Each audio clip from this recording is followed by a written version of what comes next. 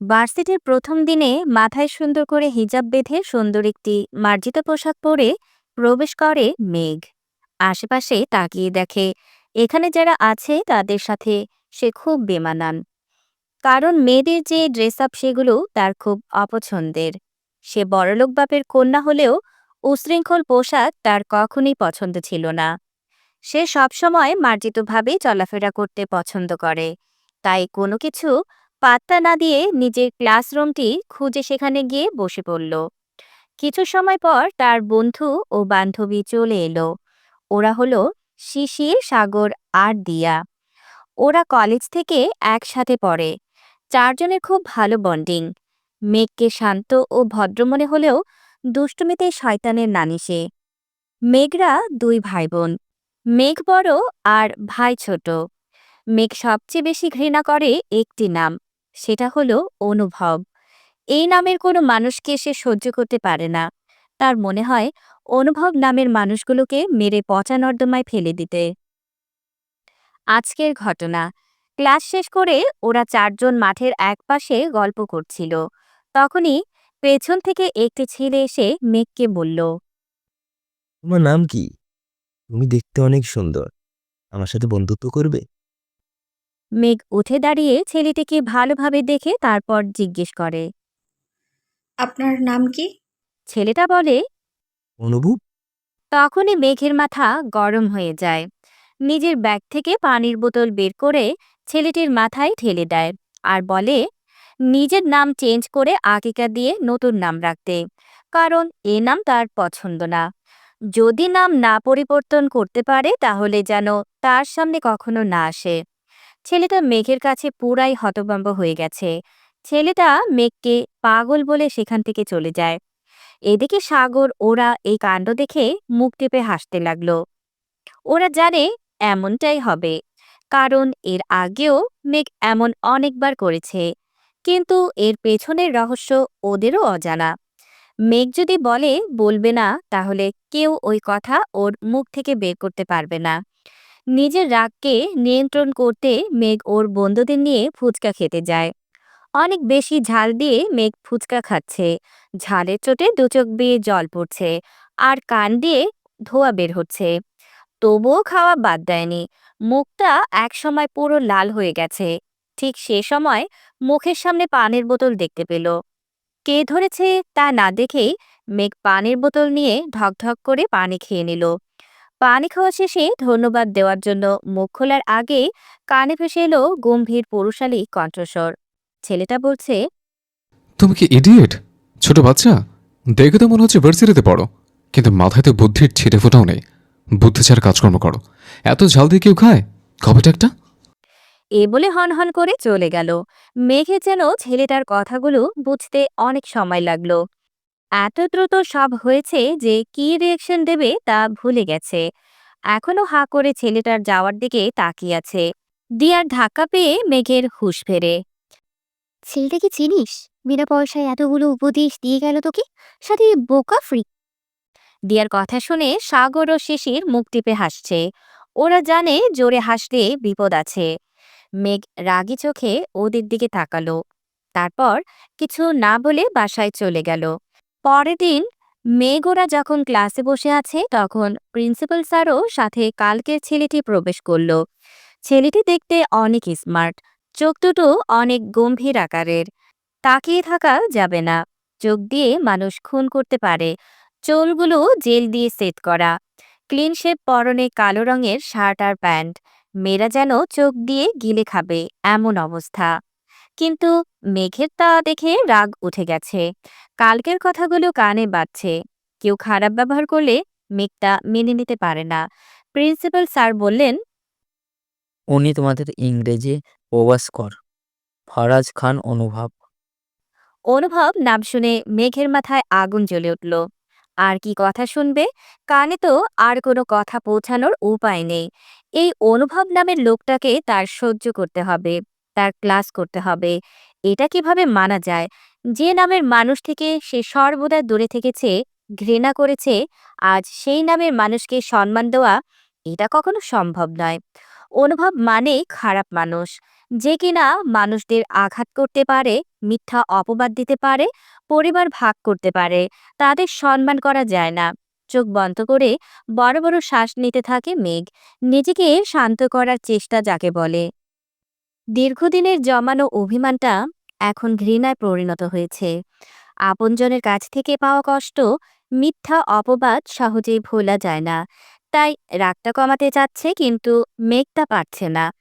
Principal sir তার কাজ শেষ করে চলে গেলেন, কিন্তু অনুভব তার কাজের দায়িত্ব পালনের জন্য রয়ে গেলেন।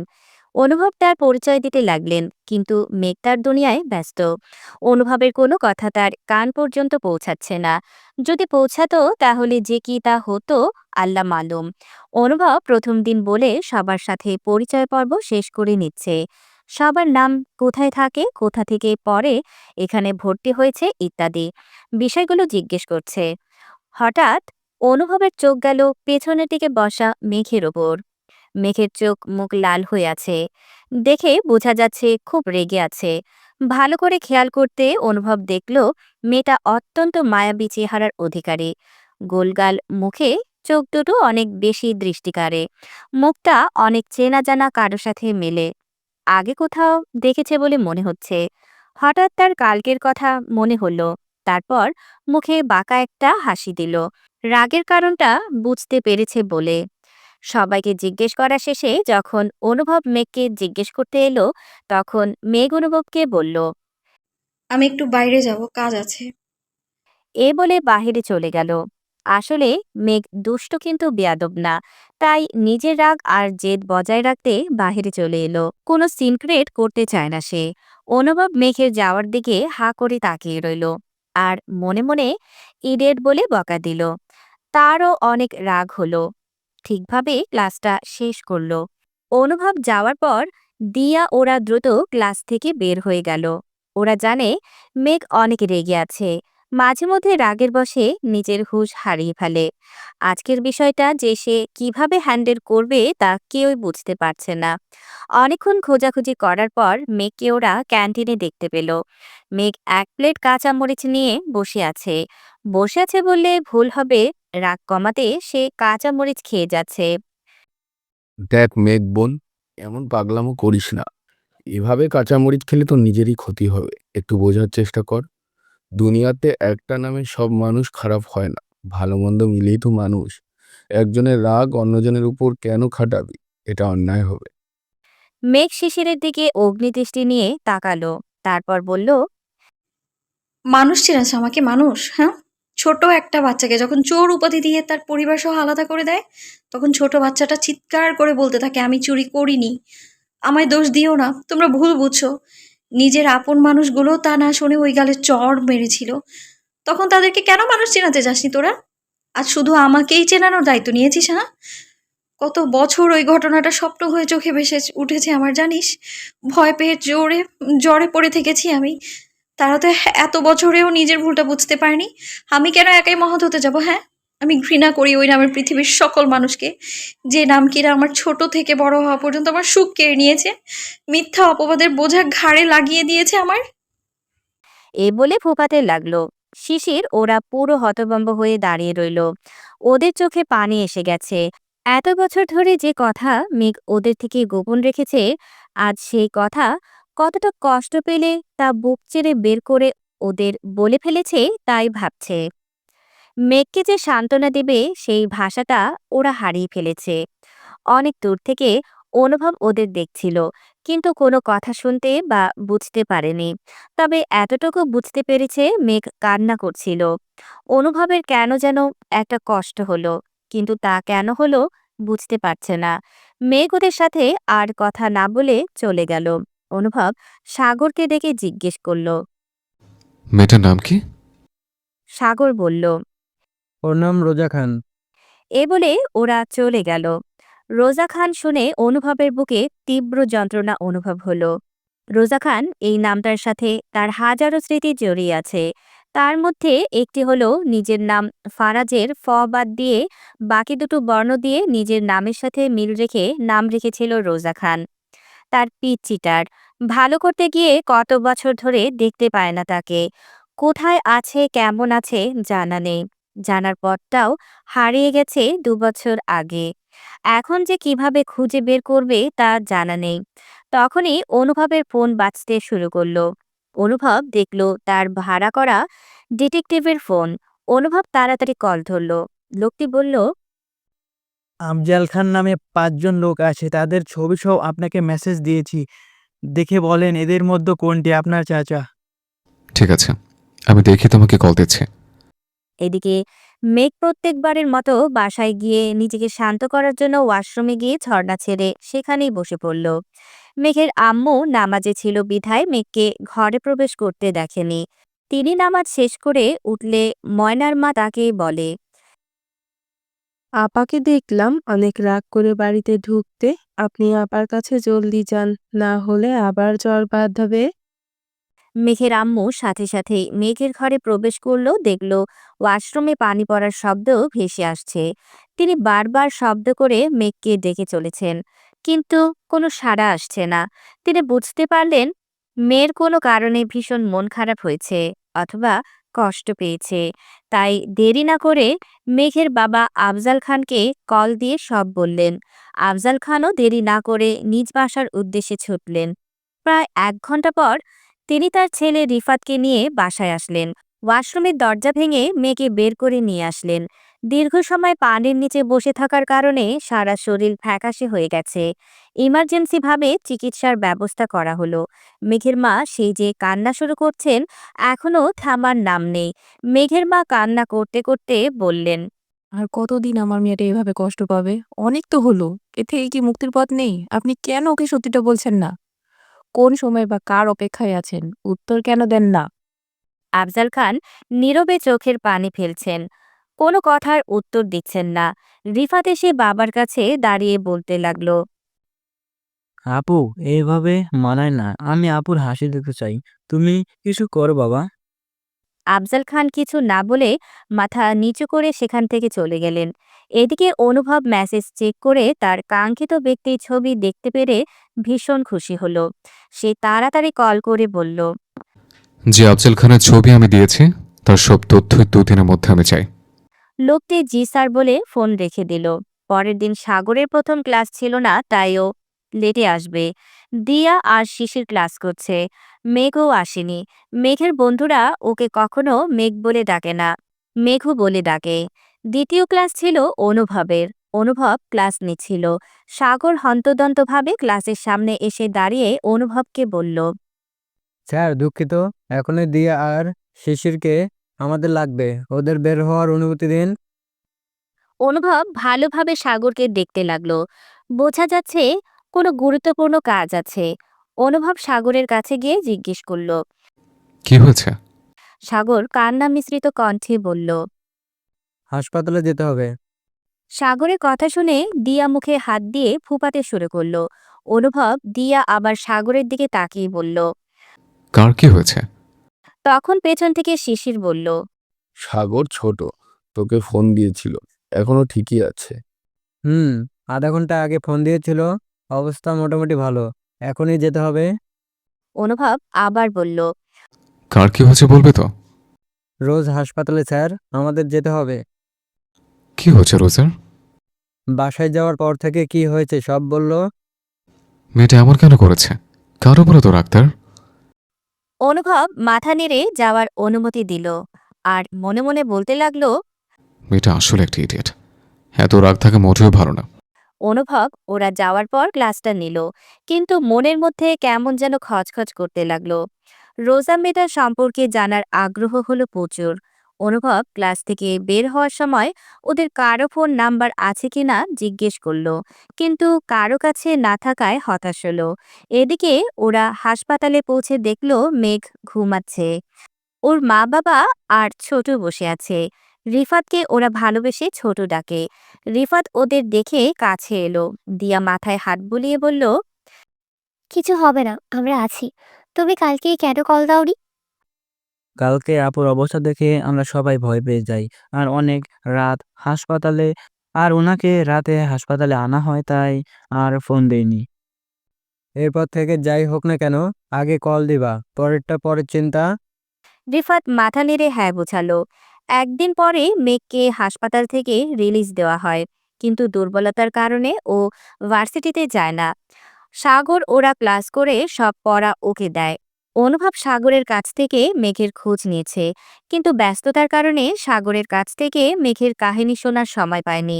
৭ দিন পর আজ আকাশ অনেকটা মেঘাচ্ছন্ন হয়ে আছে। অনুভব আজ গাড়ি নিয়ে যাচ্ছে তার চাচা আফজাল খানের সাথে দেখা করতে। কাল রাতে তার ডিটেকটিভ সব তথ্য দিয়েছে, এমনকি বাড়ির ঠিকানাও। কিন্তু সে বাড়ি আগেই যাবে না, তাই অফিসে যাচ্ছে দেখা করতে। কিন্তু হঠাৎ করে তুমুল জোরে ঝড় উঠে এসেছে। ধুলো দিয়ে চারপাশ ভরে গেছে, কিছুই দেখা যাচ্ছে না। অনুভব গাড়ি একপাশে ব্রেক করার আগেই বিকট শব্দ তার কানে এসে লাগলো। মাথায় কিছুর সাথে লেগে ব্যথা পেয়েছে, রক্ত গড়িয়ে পড়ছে। এর মধ্যে বাইরে বৃষ্টি শুরু হয়েছে। অনুভব দেখল তার গাড়ির জানালা দিয়ে কেউ তাকে ডাকছে বা গাড়ি খোলার চেষ্টা করছে। অনুভব নিভু নিভু চোখ গাড়ির দরজা খুলে দিতে সক্ষম হলো। দেখল মেঘ দাঁড়িয়ে আছে আর কে যেন বলছে। সে কিছুই বুঝতে পারল না, জ্ঞান হারিয়ে ফেলল। একটু আগের ঘটনা। মেঘের খুব মন খারাপ হচ্ছিল, তাই সে তার দাদার কবরত জিয়ারত করার জন্য এদিকে আসে। কিছু সময় কবরস্থানের বাইরে দাঁড়িয়ে থাকে, এটা তার অভ্যাস। যখন দেখল ঝড় উঠতে শুরু করেছে, তখন সে হাঁটা শুরু করে নিরাপদ কোনো স্থানে যাওয়ার জন্য। কিন্তু দেখতে পায় একটা ট্রাক হঠাৎ করেই একটা গাড়িকে ধাক্কা দেয়। মানবতার খাতিরে সে সাহায্যের জন্য এগিয়ে যায়। যখন অনুভব গাড়ি খোলে, তখন অনুভবকে দেখে সে থমকে যায়, কিন্তু বিবেকের কাছে সে হেরে যায়, তাই সাহায্য করার জন্য হাত বাড়ায়। বর্তমান অনুভবের যখন জ্ঞান ফেরে, তখন সে নিজেকে হাসপাতালে আবিষ্কার করে। মাথায় ব্যান্ডেজ, হাতে স্যালাইন চলছে। অনুভব নার্সকে বলে। আমি এখানে কিভাবে এলাম? তখন নার্স বলে, একটা মেয়ে আপনাকে হাসপাতালে এনেছে, আপনাকে রক্তও দিয়েছে। অনুভব বলে, মেয়েটা এখন কোথায়? আপনি বিপদমুক্ত আছেন শুনেই চলে গেছে, কিন্তু একটা ছেলে দাঁড়িয়ে আছে বাইরে, মনে হয় মেয়েটার কিছু হয়। আপনি চাইলে ডাকতে পারি। আপনি ছেলেটাকে ভেতর আসতে বলুন। একটু পর একটা ছেলে ভেতরে প্রবেশ করে। অনুভব ছেলেটাকে দেখে বলে, সাগর, তুমি এখানে? সাগর কেবিনে ঢুকে অনুভবকে সালাম দিল আর বলল, স্যার, আপনি এখন কেমন আছেন? অনেক ভয় পেয়েছিলাম স্যার। অনুভব মৃদু হেসে বলল, আমি ঠিক আছে। তুমি এখানে কিভাবে এলে? রোজা আপনাকে অ্যাক্সিডেন্ট হতে দেখেছিল, তাই ও আপনাকে নিয়ে এখানে এসেছে। আপনার রক্তের প্রয়োজন হয়েছিল, রক্তও দিয়েছে। আমাকে ফোন দিয়ে সব বলে। পরে আমি চলে আসি, এসে দেখি ও অনেক ভিজে গেছে বৃষ্টিতে, তাই ওকে বাড়ি পাঠিয়ে দিয়েছি আর বলেছি নিজের যত্ন যত্ন নিতে। অনুভব মনে মনে বলতে লাগলো, মেয়েটাকে যতটা ইডিয়েট ভাবছিলাম ততটা নয়, বরং ভালো মনের অধিকারী। নিজে অসুস্থ শরীর নিয়েও রক্ত দিয়েছে, ভাবা যায়। কিন্তু অনেক জেদি আর রাগী। সাগর আবার বলে, স্যার, আপনার বাড়ির মানুষদের খবর দিতে হবে। নাম্বার দেন, ফোন দেই। অনুভব মুখে রহস্যময় হাসি দিয়ে বলে। দিতে হবে না, আমি পরে যোগাযোগ করে নেব। সাগর আর কথা বাড়ায় না। কিছু সময় থেকে সেও চলে যায়। 2 দিন পর অনুভব আজ ভার্সিটিতে এসেছে। অনুভব ক্লাস নিতে ক্লাসে ঢুকতে যাবে, দেখল মেঘ ক্লাস থেকে বের হয়ে যাচ্ছে। অনুভব ক্লাসে না ঢুকে দাঁড়িয়ে মেঘকে ডাক দিল। মিস রোজা, আপনি কোথায় যাচ্ছেন? মেঘ অনুভবের কথায় দাঁড়িয়ে যায়, কিন্তু কিছু বলে না। অনুভব মেঘের সামনে এসে দাঁড়িয়ে বলে, আপনার সাথে আমার তো কোনো শত্রুতা নেই, তাহলে আপনি কেন আমার ক্লাস করেন না? পড়ালেখা গ্যাপ পড়ে যাবে, রেজাল্ট খারাপ হবে, মা বাবাকে কি জবাব দেবেন? যদি এমন হতো আমি মাত্র 7 দিন ক্লাস নেব, তা তো নয়, পুরো 1 বছর। এমনও হতে পারে দ্বিতীয় বছরেও আমাকেই পেলেন, তখন কি করবেন? যদি আপনার আমাকে পছন্দ না হয়, সমস্যা নেই, চোখ বন্ধ করে ক্লাস করুন। তবুও বলবো, আপনার ভবিষ্যতের জন্য ক্লাস করাটা জরুরি। এভাবে নিজের ক্ষতি করবেন না। মেঘ তবুও কিছু না বলে শান্তভাবে ক্লাসের দিকে এগিয়ে যেতে লাগলো। তখন আবার অনুভব বলল, আপনাকে অনেক ধন্যবাদ সেদিন আমাকে সাহায্য করার জন্য। আপনি আমাকে ঋণী করে রেখেছেন। মেঘ তবুও কিছু না বলে ক্লাসে ঢুকে গেল। মেঘকে দেখে দিয়া ওরা অবাক হয়ে গেল, কারণ ওরাও একটু আগে অনেক বুঝিয়েছিল কিন্তু কাজ হয়নি। এখন ওকে দেখে ভীষণ খুশি হলো। যাই হোক, সময়ের সাথে একটু হলেও মানিয়ে নেওয়ার চেষ্টা করছে। তাই ওরা আর কিছু ওকে বলল না। অনুভবও মনে মনে ভীষণ শান্তি অনুভব করলো যে সে মেয়েটাকে বোঝাতে সক্ষম হয়েছে। এখন কথা না বললেও ভবিষ্যতে ওটাও সক্ষম করতে সফল হবে। এই ভেবে ক্লাস নিতে আরম্ভ করলো। অনুভব খেয়াল করলো মেঘ একবারের জন্য তার দিকে তাকায়নি, কিন্তু খাতায় পড়াগুলো ঠিকই লিখে রাখছে। মনে মনে ভাবল সাগরকে ডেকে কথা বলে সব জানতে হবে, কিন্তু আজ তার সময় নেই। চাচার সাথে দেখা করতে যাবে, অনেক দায়িত্ব তার, একজনের মান ভাঙাতেও হবে। এ মনে করে বাঁকা হাসলো অনুভব। ক্লাস শেষ করে চলে গেল। এদিকে মেঘরাও সব ক্লাস করলো।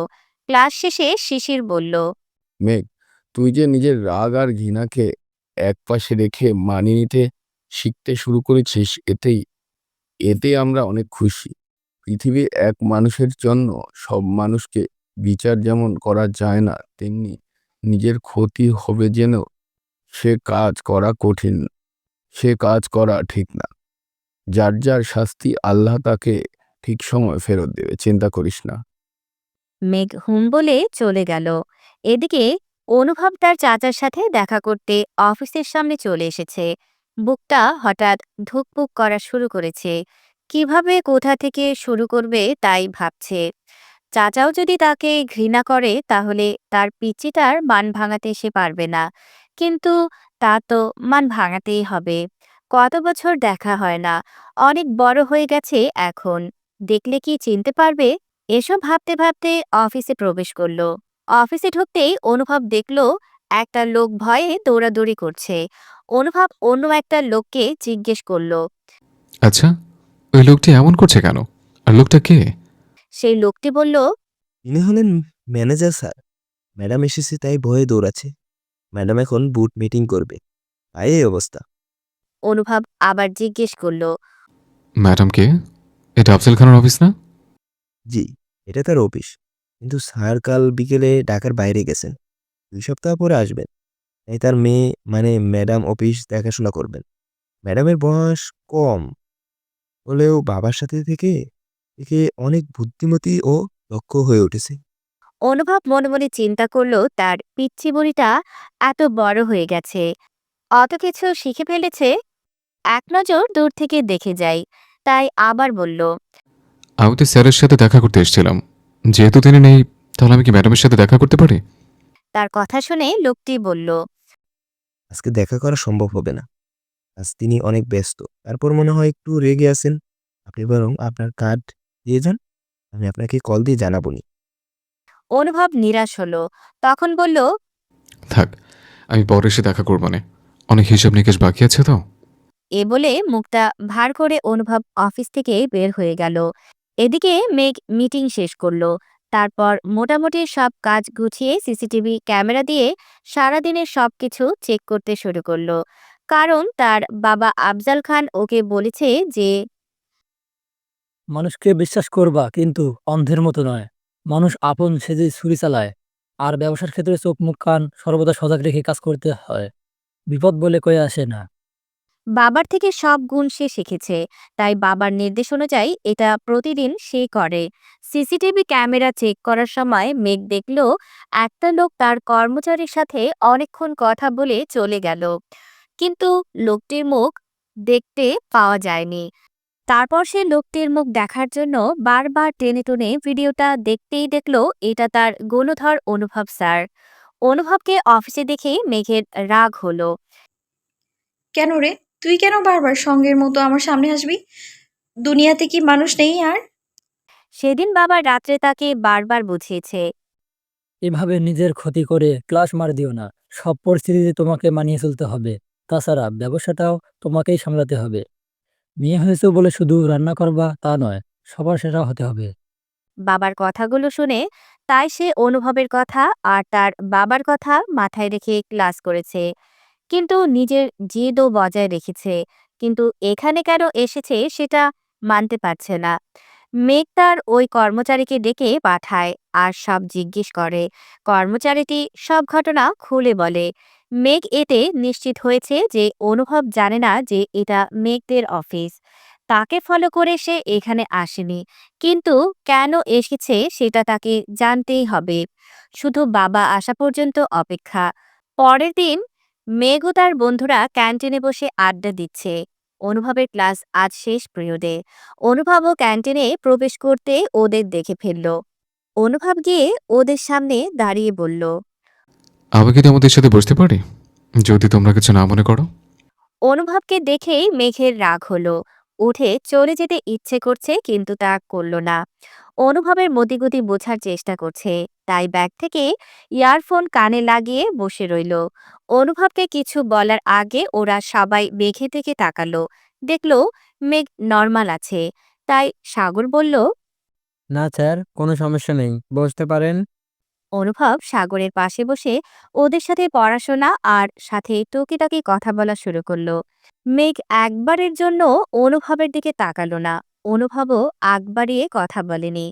আসলে অনুভব মেঘের হাবভাব বোঝার চেষ্টা করছে। কেন যেন এই মেয়েটাকে দেখার পর থেকে অজানা একটা টান আর কৌতূহল তার মধ্যে কাজ করে।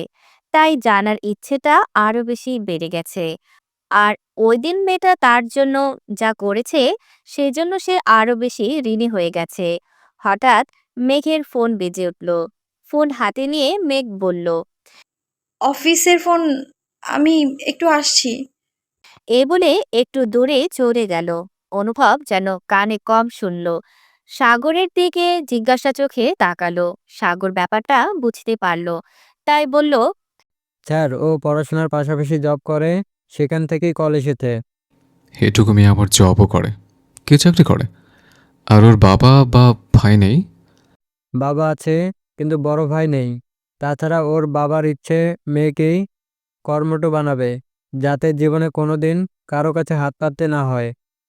অনুভব মনে মনে ভাবল, আসলে কিছু বাবার চিন্তা ভাবনা সত্যি অন্যরকম হয়। মেয়েদের তারা বোঝা ভাবে না। প্রত্যেক বাবার উচিত এভাবে মেয়েদের উৎসাহ দেওয়া এবং নিজের পায়ে দাঁড়িয়ে স্বাবলম্বী করে গড়ে তোলা। অনুভব আবার মনে মনে বলল, আমার পিচ্চিটার মতো ওর অনেক গুণ আছে। সব রোজা নামের মেয়েগুলোর মধ্যে এত গুণ থাকে নাকি তার জানা ছিল না। একটু পর মেঘ এসে বলল। তোরা থাক, আমি ক্লাসে যাচ্ছি। তখনই শিশির বলল, মেঘ, আজ কয় তারিখ মনে আছে? যাবি না ওখানে? যাবো তো অবশ্যই, কিন্তু তোদের যেতে হবে না, কাকার সাথে যাব। এ বলে মেঘ চলে গেল, সাথে দিয়াও পিছনে এলো। তখন অনুভব বলল, শিশির ওকে মেঘ বলে ডাকলে কেন? ওর কি আরো কোনো নাম আছে? সাগর কিছু বলতে যাবে, তখনই অনুভবের কল আসলো। অনুভব বিরক্ত বোধ করলো, তবুও কলটা ধরে ওদের থেকে বিদায় নিল।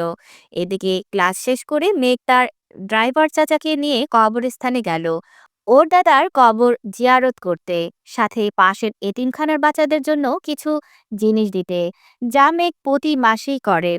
এভাবে বেশ কিছুদিন কেটে গেল। অনুভব মেঘকে আরো বেশি করে খেয়াল করতে লাগলো। কি এক মায়া কাজ করে মেঘের মুখে। অনুভব এখন খেয়াল করেছে মেঘ তার ক্লাসে এখন আগের থেকে বেশ স্বাভাবিক হয়ে উঠেছে। মাঝে মধ্যে না বুঝলে প্রশ্ন করে, টুকিটাকি কথাও বলে। আজ সাগরের সাথে অনুভব বিকেলে একটা কফি হাউসে দেখা করতে চেয়েছে। তাই অনুভব তাড়াতাড়ি সব কাজ শেষ করে সেখানে যাওয়ার জন্য বের হয়েছে। যাওয়ার পথে দেখলো একটা মেয়ে পথের ধারে কিছু বাচ্চাকে চকলেট ও খাবারের প্যাকেট দিচ্ছে, কিন্তু মেয়েটার মুখ হিজাবের কারণে দেখা যাচ্ছে না। তবুও পেছন থেকে দেখে মনে হচ্ছে খুব চেনা কেউ, কিন্তু হাতে সময় ছিল না, বিধায় আর না দাঁড়িয়ে সে চলে গেল। সাগর আর অনুভব কফি হাউসে মুখোমুখি বসে আছে। অনুভব সংকোচ কাটিয়ে বলতে লাগলো, আচ্ছা, রোজা মেয়েটার সমস্যা কি? আমার সাথে ভালোভাবে কথা বলে না, কিন্তু অন্য সব স্যারদের সাথে তো ঠিকই কথা বলে। বলা যায় আমাকে এক প্রকার এড়িয়ে চলে, কিন্তু আমার জানা মতো আমি তো তেমন কোনো কাজ করিনি।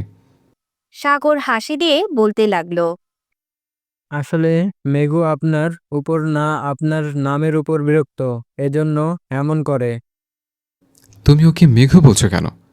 এই দিন শেষ হলে তো মনে হয় এটাই বলছিল। ওর কি আরো নাম আছে? আর আমার নামের উপর বিরক্ত হবে কেন? আমার নামে কি খারাপ আছে? সাগরের মুখটা হঠাৎই অন্ধকারে ঢেকে গেল। সাগর করুণ কণ্ঠে বলা শুরু করলো। আসলে স্যার, অনুভব নামের ওর জীবনে কেউ ছিল, যে কিনা ছোটবেলায় ওকে কোনো মিথ্যা অপবাদ দিয়েছিল, যে আঘাতটা ওর মনে এমনভাবে প্রভাব ফেলে যে ওর ওই অনুভব নাম শুনলে রেগে যায়। তাকে উচিত একটা শিক্ষা দেওয়া পর্যন্ত ওর মাথা ঠান্ডা হয় না। তাই আপনাকে সম্মান দেখাতেও পারছে না, আবার নিজের রাগও মেটাতে পারছে না, এই জন্য এমন করছে। কিন্তু জানেন স্যার, ওর মনটা অনেক ভালো। নিজের মানুষের সমস্যাগুলো সব বলার আগেই সমাধান করে দেয়। ওর দাদু মারা যাওয়ার পর থেকে আরও কেমন জানি হয়ে গেছে। ওর দাদুকে অনেক বেশি ভালোবাসতো, কিন্তু কখনো দাদুকে দেখতে যায়নি। কেন জানি সেটা আমরা জানি না। দাদু মারা যাওয়ার আগে আর নিজেকে ধরে রাখতে পারেনি, হাসপাতালে ছুটে গিয়েছিল। তারপর থেকে কেমন জানি হয়ে গেছে। এদিকে সাগরের কথা শুনে অনুভবের হাত পা ঠান্ডা হয়ে গেছে। মুখের ভাষা যেন হারিয়ে ফেলেছে। নিজেকে এতটা অসহায় কখনো অনুভব করেনি। তার আর বুঝতে বাকি নেই এটাই তার পিচ্চি। তবুও নিজেকে স্বাভাবিক ও শান্ত রেখে কাঁপা গলায় বলল। ওর পুরো নাম কি? আর ওর বাবার নাম কি? রোজা খান মেঘ। আমরা ওকে সবাই মেঘু বলে ডাকি। আমরা ছাড়া মেঘু নামে কেউ ডাকুক এটা ওর পছন্দ না, তাই মেঘ নামটা কাউকে বলা হয় না। ওর বাবার নাম আফজাল খান, দেশের বিখ্যাত ব্যবসায়ীদের মধ্যে একজন।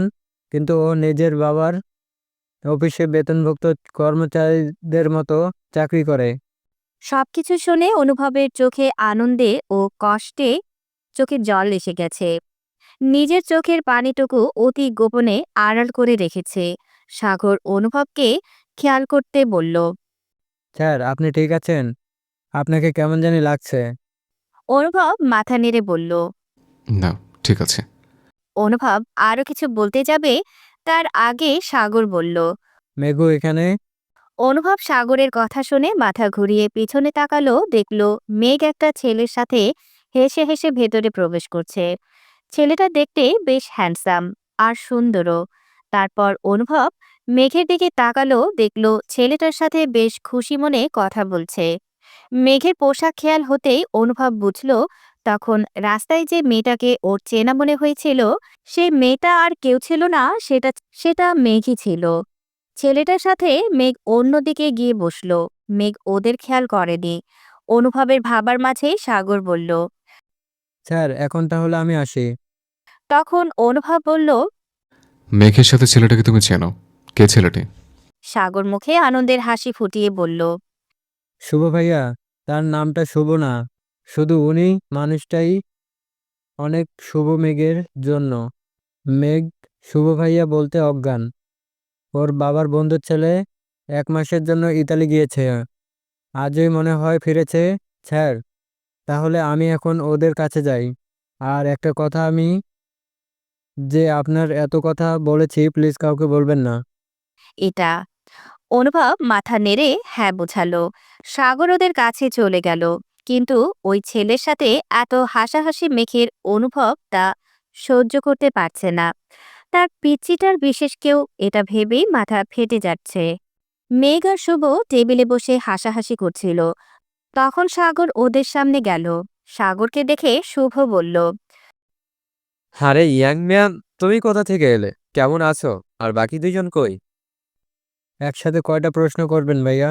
আগে তো বসতে বলবেন, তা না করে জেরা শুরু করেছেন। আমি তো বেচারা মানুষ, একটা জিপ তো খুঁজে দিলেন না, কিন্তু নিজেরটা তো পাকা বন্দোবস্ত করেছেন। এটা কি ঠিক?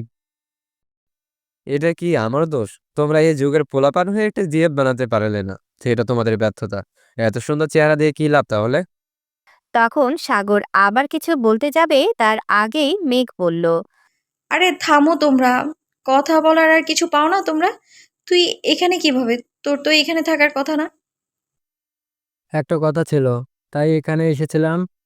তোদের দেখতে পেয়ে চলে এলাম। তো ভাইয়া কবে দেশে ফিরেছেন? আর দুজনকে দেখে মনে হচ্ছে কোনো ভালো খবর আছে। আর বলিস না, আজকে এসে আমায় সারপ্রাইজ দিয়েছে। আর বলেছে স্যার নাকি আর তর সইছে না, বাবা আসলে এঙ্গেজমেন্ট করবে আর 1 সপ্তাহ পর বিয়ে।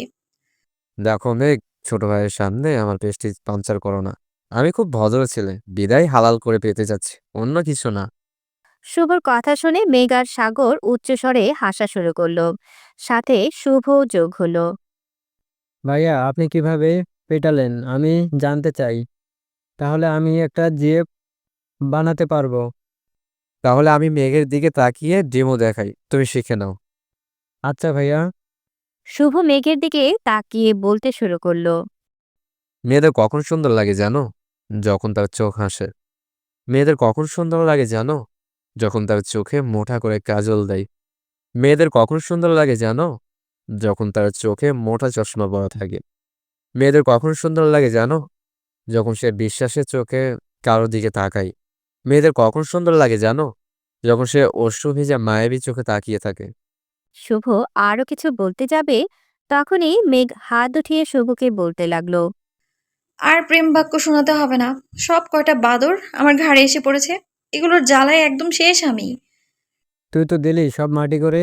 এত সুন্দর কথা শুনলে তো সব মেয়েরা প্রেমে পড়তে বাধ্য, আর তুই হইলি আনরোমান্টিক করলার জুস। আমরা ভালো দেখে তোকে সাথে রাখছি, নিজেকে ধন্য মনে কর। এ বলে সাগর হাসা শুরু করলো। এদিকে আড়ালে বসে অনুভব সব কথা শুনছিল ওদের, আর রাগে ফেটে পড়ছিল। কেন এত রাগ হচ্ছে সে বুঝতে পারছে না, তবে এতটুকু বুঝতে পেরেছে পিচিটার জীবনে অন্য কেউ ভালোভাবে দখল করেছে, আর সাগরের কথা অনুযায়ী তার জন্য ঘৃণা, রাগ, অভিমান জন্মেছে। তা তাকে যে করেই হোক মেটাতে হবে। তার পিচ্চিটা যে তার বড় আদরের, এর জন্যই তো প্রথম দিন থেকেই একটা টান ও মায়া কাজ করছে, আগে যা কারো প্রতি কখনো হয়নি। খুব তাড়াতাড়ি তার পিচ্চিটার রাগ ও মান ভাঙাতে হবে, এভেবে অনুভব ওখান থেকে বের হয়ে আসে। অনুভব যখন কফি হাউস থেকে বের হচ্ছিল তখন মেঘ তাকে দেখে ফেলে।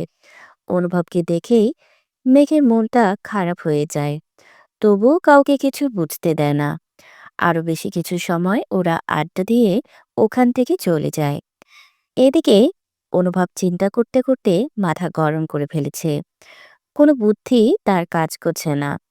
একবার ভাবলো মেঘের সামনে দাঁড়িয়ে নিজের পরিচয় দেবে, তারপর ভাবলো যদি রেগে গিয়ে কোনো দুর্ঘটনা ঘটিয়ে ফেলে তাহলে কি হবে। তাই শেষে বুদ্ধি বের করলো ওকে কিছুদিন জ্বালাবে, যাতে অতিষ্ঠ হয়ে ওর সাথে কথা বলতে রাজি হয়। তারপর বুঝিয়ে সব বলবে।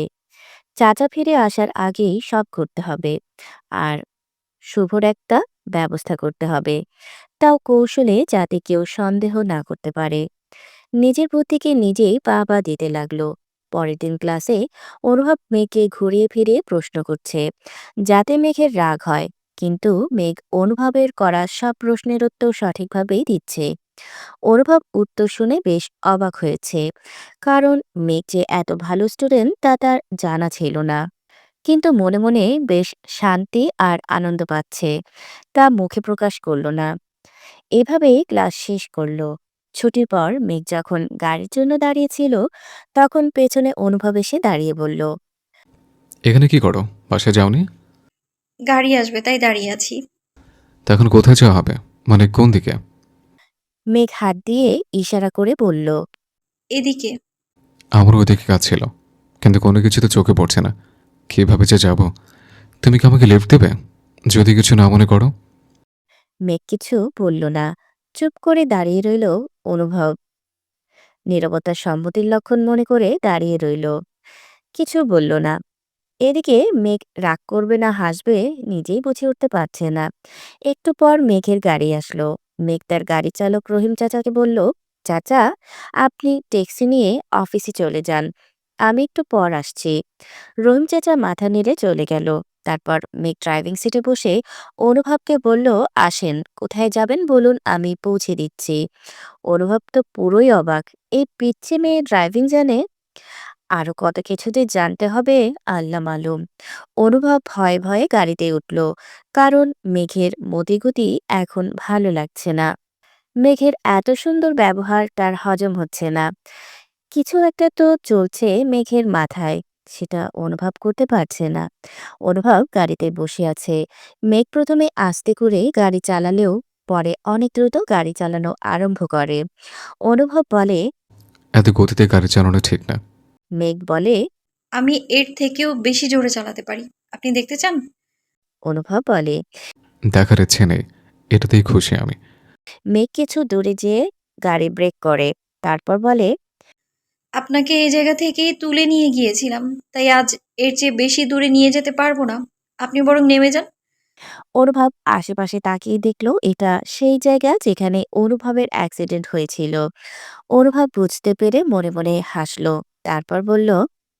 এটা তো আমার গন্তব্য নয়, মাঝপথে ফেলে যাবে আমায়। আপনার গন্তব্য কোথায় সেটা আমার জানার ইচ্ছে নেই।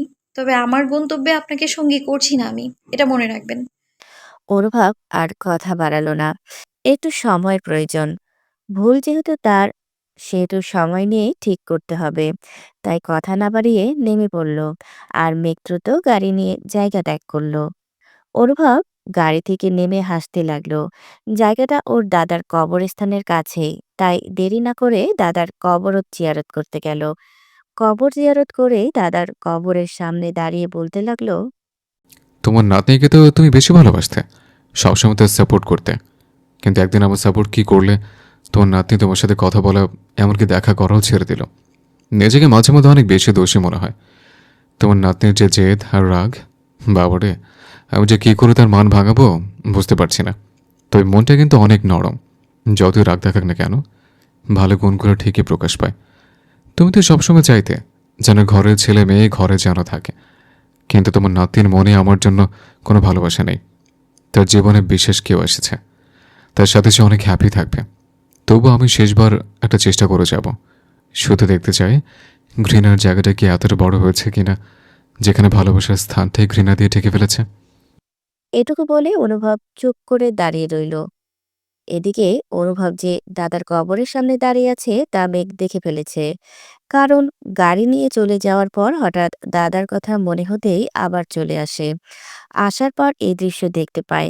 এই দৃশ্য দেখে মেঘের আর বুঝতে বাকি থাকে না এটা তার সেই বিখ্যাত চাচাতো ভাই, যার জন্য এতটা কষ্ট সে পেয়েছে। কিন্তু অনুভবকে দেখে তার কোনো রাগ বা ঘৃণা হচ্ছে না, বরং হাসি পাচ্ছে। তা কেন সে জানে না। বেশ কিছু সময় সে ভালো করে দেখে নিয়ে চলে গেল, যাতে অনুভব তাকে না দেখতে পারে। মেঘ অফিসে এসেও কাজে মন দিতে পারছে না। কেন এত বছর পর ফিরে এসেছে তার অনুভব ভাই, তাও আবার সখ্যতা করতে চাইছে। কেন বারবার কথা বলতে চাইছে, উদ্দেশ্যটা কি? আবার সেদিন বাবার সাথেও দেখা করতে চাইছে।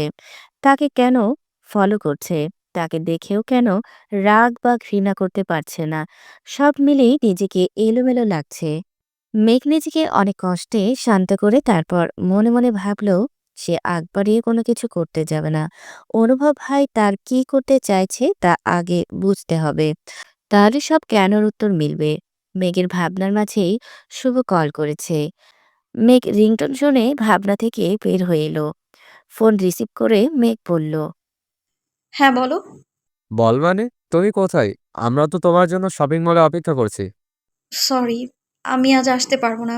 আজ তোমরা শপিং করো, কাল আমি পাক্কা তোমাদের সাথে যোগ হব। প্লিজ বোঝার চেষ্টা করো। আচ্ছা ঠিক আছে, তুমি সাবধানে থেকো, প্রয়োজনে কল দিও। এ বলে শুভ ফোন রেখে দিল। পরের দিন ক্লাসে মেঘ খেয়াল করলো অনুভব তাকে ঘুরে ফিরে দেখছে, কথা বলার জন্য সুযোগ খুঁজছে। কিন্তু মেঘ পাত্তা দিচ্ছে না। ক্লাস শেষ করে ওরা ক্যান্টিনে বসে আছে। মেঘ কফির কাপ উঁচু করতেই কাপের নিচে একটা চিরকুট পেল। চিরকুটটা দেখে মেঘ বেশ অবাক হলো, কারণ এর আগে এমনটা কখনো সে পায়নি। তুমি যতই আমাকে ঘৃণা করবে, ততই তুমি আমাকে কাছে পাবে। চোখ বন্ধ করলেও, চোখ খুললেও। চিরকুটটা পরে মেঘ তবদা খেয়ে আছে। কে এমন চিরকুট দেবে তাকে? সে তো তেমন কারোর সাথে মেশে না। তাহলে ঘৃণা করার তো প্রশ্ন ওঠে না। সে তো শুধু এটুকু ভেবে চোখ বন্ধ করে ফেলে সাথে সাথেই অনুভবের চেহারা ভেসে আসে। অনুভবকে কল্পনায় দেখতে চোখ বড় বড় করে তাকায়। তখনই দেখতে পায় অনুভব তাদের টেবিলের দিকে আসছে। মেঘের আর বুঝতে বাকি রয় না এটা কার চিরকুট। মেঘ কোনো প্রতিক্রিয়া দেখায় না, এমনভাবে থাকে যেন কিছুই হয়নি। অনুভব ওদের কাছে আসতেই সবাই সালাম দেয়। অনুভব বলে। তো তোমাদের কি খবর? স্যার, সব খবর ভালো। আপনি ভালো আছেন তো? হ্যাঁ, ভালো আছি। তা এত খুশি কেন তোমরা? মনে হয় কোনো খুশির কথা আলোচনা করছিলে? আসলে স্যার সামনে একটা বিয়ের দাওয়াত আছে, তাই আমরা কি করব তা নিয়ে আলোচনা হচ্ছে। বাহ! এ যুগের মেয়ে হয়েও তোমরা আগের যুগের মেয়েদের মতো এত তাড়াতাড়ি বিয়ে করে নিচ্ছ। নিজের পায়ে না দাঁড়িয়ে। এত গুণ থাকতেও কোনো কাজ হলো না। অল্প বয়সে প্রেম করলে যা হয়। স্যার, কার বিয়ে নিয়ে আলোচনা হচ্ছে আপনি জানেন? কেন? না জানলে কি খুশি হতে তোমরা? জেনে কি ভুল করলাম নাকি? মেঘ এতক্ষণ অনুভবের কথাগুলো খুব মনোযোগ দিয়ে শুনছিল, তাই এখন বলে উঠল, জানলে তো এভাবে বলার কথা ছিল না। কথাটা আরো সুন্দর হতে পারতো। আপনার বয়স কত হলো মেঘ? 20-এর একটু বেশি। এর মধ্যে অনেক কিছু শিখে ফেলেছেন। দেখি বিয়েটাও করে ফেলেছেন। আর সেটা বলা অপরাধ হয়ে গেল। ভার্সিটিতে 2 বছর পরেই না হয় বিয়ে করতেন, তবুও মানাতো। সাগর কিছু বলতে যাবে তখনই মেঘ হাত উঁচু করে বলল। আমি কথা বলছি, তুই চুপ থাক। সাগর আর কিছু বলল না। মেঘ তখন আবার বলা শুরু করলো। আমার বিয়ে কখন করব, কাকে করব সেটা আমার ব্যক্তিগত বিষয়। আপনি এর মধ্যে না বলেই খুশি হব আমি। আর হ্যাঁ, দাওয়াত তো পাননি। দাওয়াত কার্ড ঠিক সময়ে পৌঁছে যাবে। উপহার আনতে ভুলবেন না কিন্তু। আমি কিন্তু এই বিষয়ে খুব হিসেবি। এই বলে মেঘ দ্রুত সেখান থেকে চলে গেল। মেঘ যেতেই অনুভবও বের হয়ে এলো। এদিকে ওদের দুজনের কাণ্ড দেখে শিশির, সাগর আর দিয়ার মাথায় হাত। ওরা বুঝতে পারছে না আসলে কি থেকে কি হলো। মেঘ বের হয়ে হাঁটা শুরু করেছে। রাস্তায় আজ গাড়ির জন্য দাঁড়ায়নি। পেছন থেকে চেনা একটা কণ্ঠস্বর ভেসে আসছে। তবুও মেঘের কোনো হুঁশ নেই। মেঘ হাঁটতে হাঁটতে একটা গাছের নিচে এসে বসলো, যেখানে তখন শুভ হন্তদন্তভাবে এসে পৌঁছালো। শুভ কিছু বলতে যাবে তার আগেই মেঘ বলল, ওই মানুষটা কি কোনো কাজ নেই, শুধু আমায় আঘাত করতে বারবার চলে আসে? আমি কি ক্ষতি করেছি তার? এ বলে ফুঁপাতে লাগলো। শুভ কিছু সময় চুপ থেকে বলতে লাগলো, সে তোকে আঘাত করে নাকি ভালোবাসে সেটাই তো বুঝতে পারলি না জীবনে। যদি বুঝতে পারতি তাহলে কষ্ট পেতি না। শুভর কথা শুনে মেঘ শুভর দিকে বড় বড় চোখ করে তাকালো। শুভ দীর্ঘ একটা নিঃশ্বাস ছাড়লো। তারপর বলতে শুরু করলো, তোকে আর অনুভবকে চিনি সেই ছোট্টবেলা থেকে। তোদের দুইজনের মনের কথা, মুখের কথা আমার থেকে ভালো কেউ বলতে পারবে না। আর তোর মনের কথা আমি চোখ বন্ধ করে বলে ফেলতে পারি। তুই এখন বড় হয়েছিস, বুঝলে বুঝবি। অনেক জ্ঞান আছে তোর মধ্যে। এখন বলতে পারিস আমি কি বলতে চাই। আসলে কথাগুলো অনেক আগে বলতে চেয়েছিলাম কিন্তু বলিনি, কারণ আমি দেখতে চেয়েছিলাম অনুভবকে দেখে তোর কি রিয়াকশন হয়। আমার ধারণাই ঠিক হয়েছে। এখন বলতে আর কোনো বাধা নেই। মেঘ ফ্যালফ্যাল করে শুভর দিকে তাকিয়ে আছে। কি বলতে চাইছে তাই বোঝার চেষ্টা করছে। শুভ মেঘের চোখের ভাষা বুঝতে পেরে বলল, চোখ দিয়ে গিলে খেয়ে ফেলবি আমায়, মাথা মোটা একটা। কথা মনোযোগ দিয়ে শোন। তুই অনুভবকে কখনো ঘৃণা করিসনি। যেটা ছিল সেটা শুধুই অভিমান। তুই ভেবেছিলি অনুভব এসে তোকে সরি বলবে, কিন্তু অনুভব আসেনি। বরং তোর সাথে কথা বলা বন্ধ করে দিয়েছিল। বাড়ি ছেড়ে যখন তোরা চলে আসিস তখন চেয়েছিলি, কিন্তু অনুভব নিজেকে বন্দি করে নিয়েছিল, কারণ তোর চোখের পানি ও দেখতে পারবে না বলে।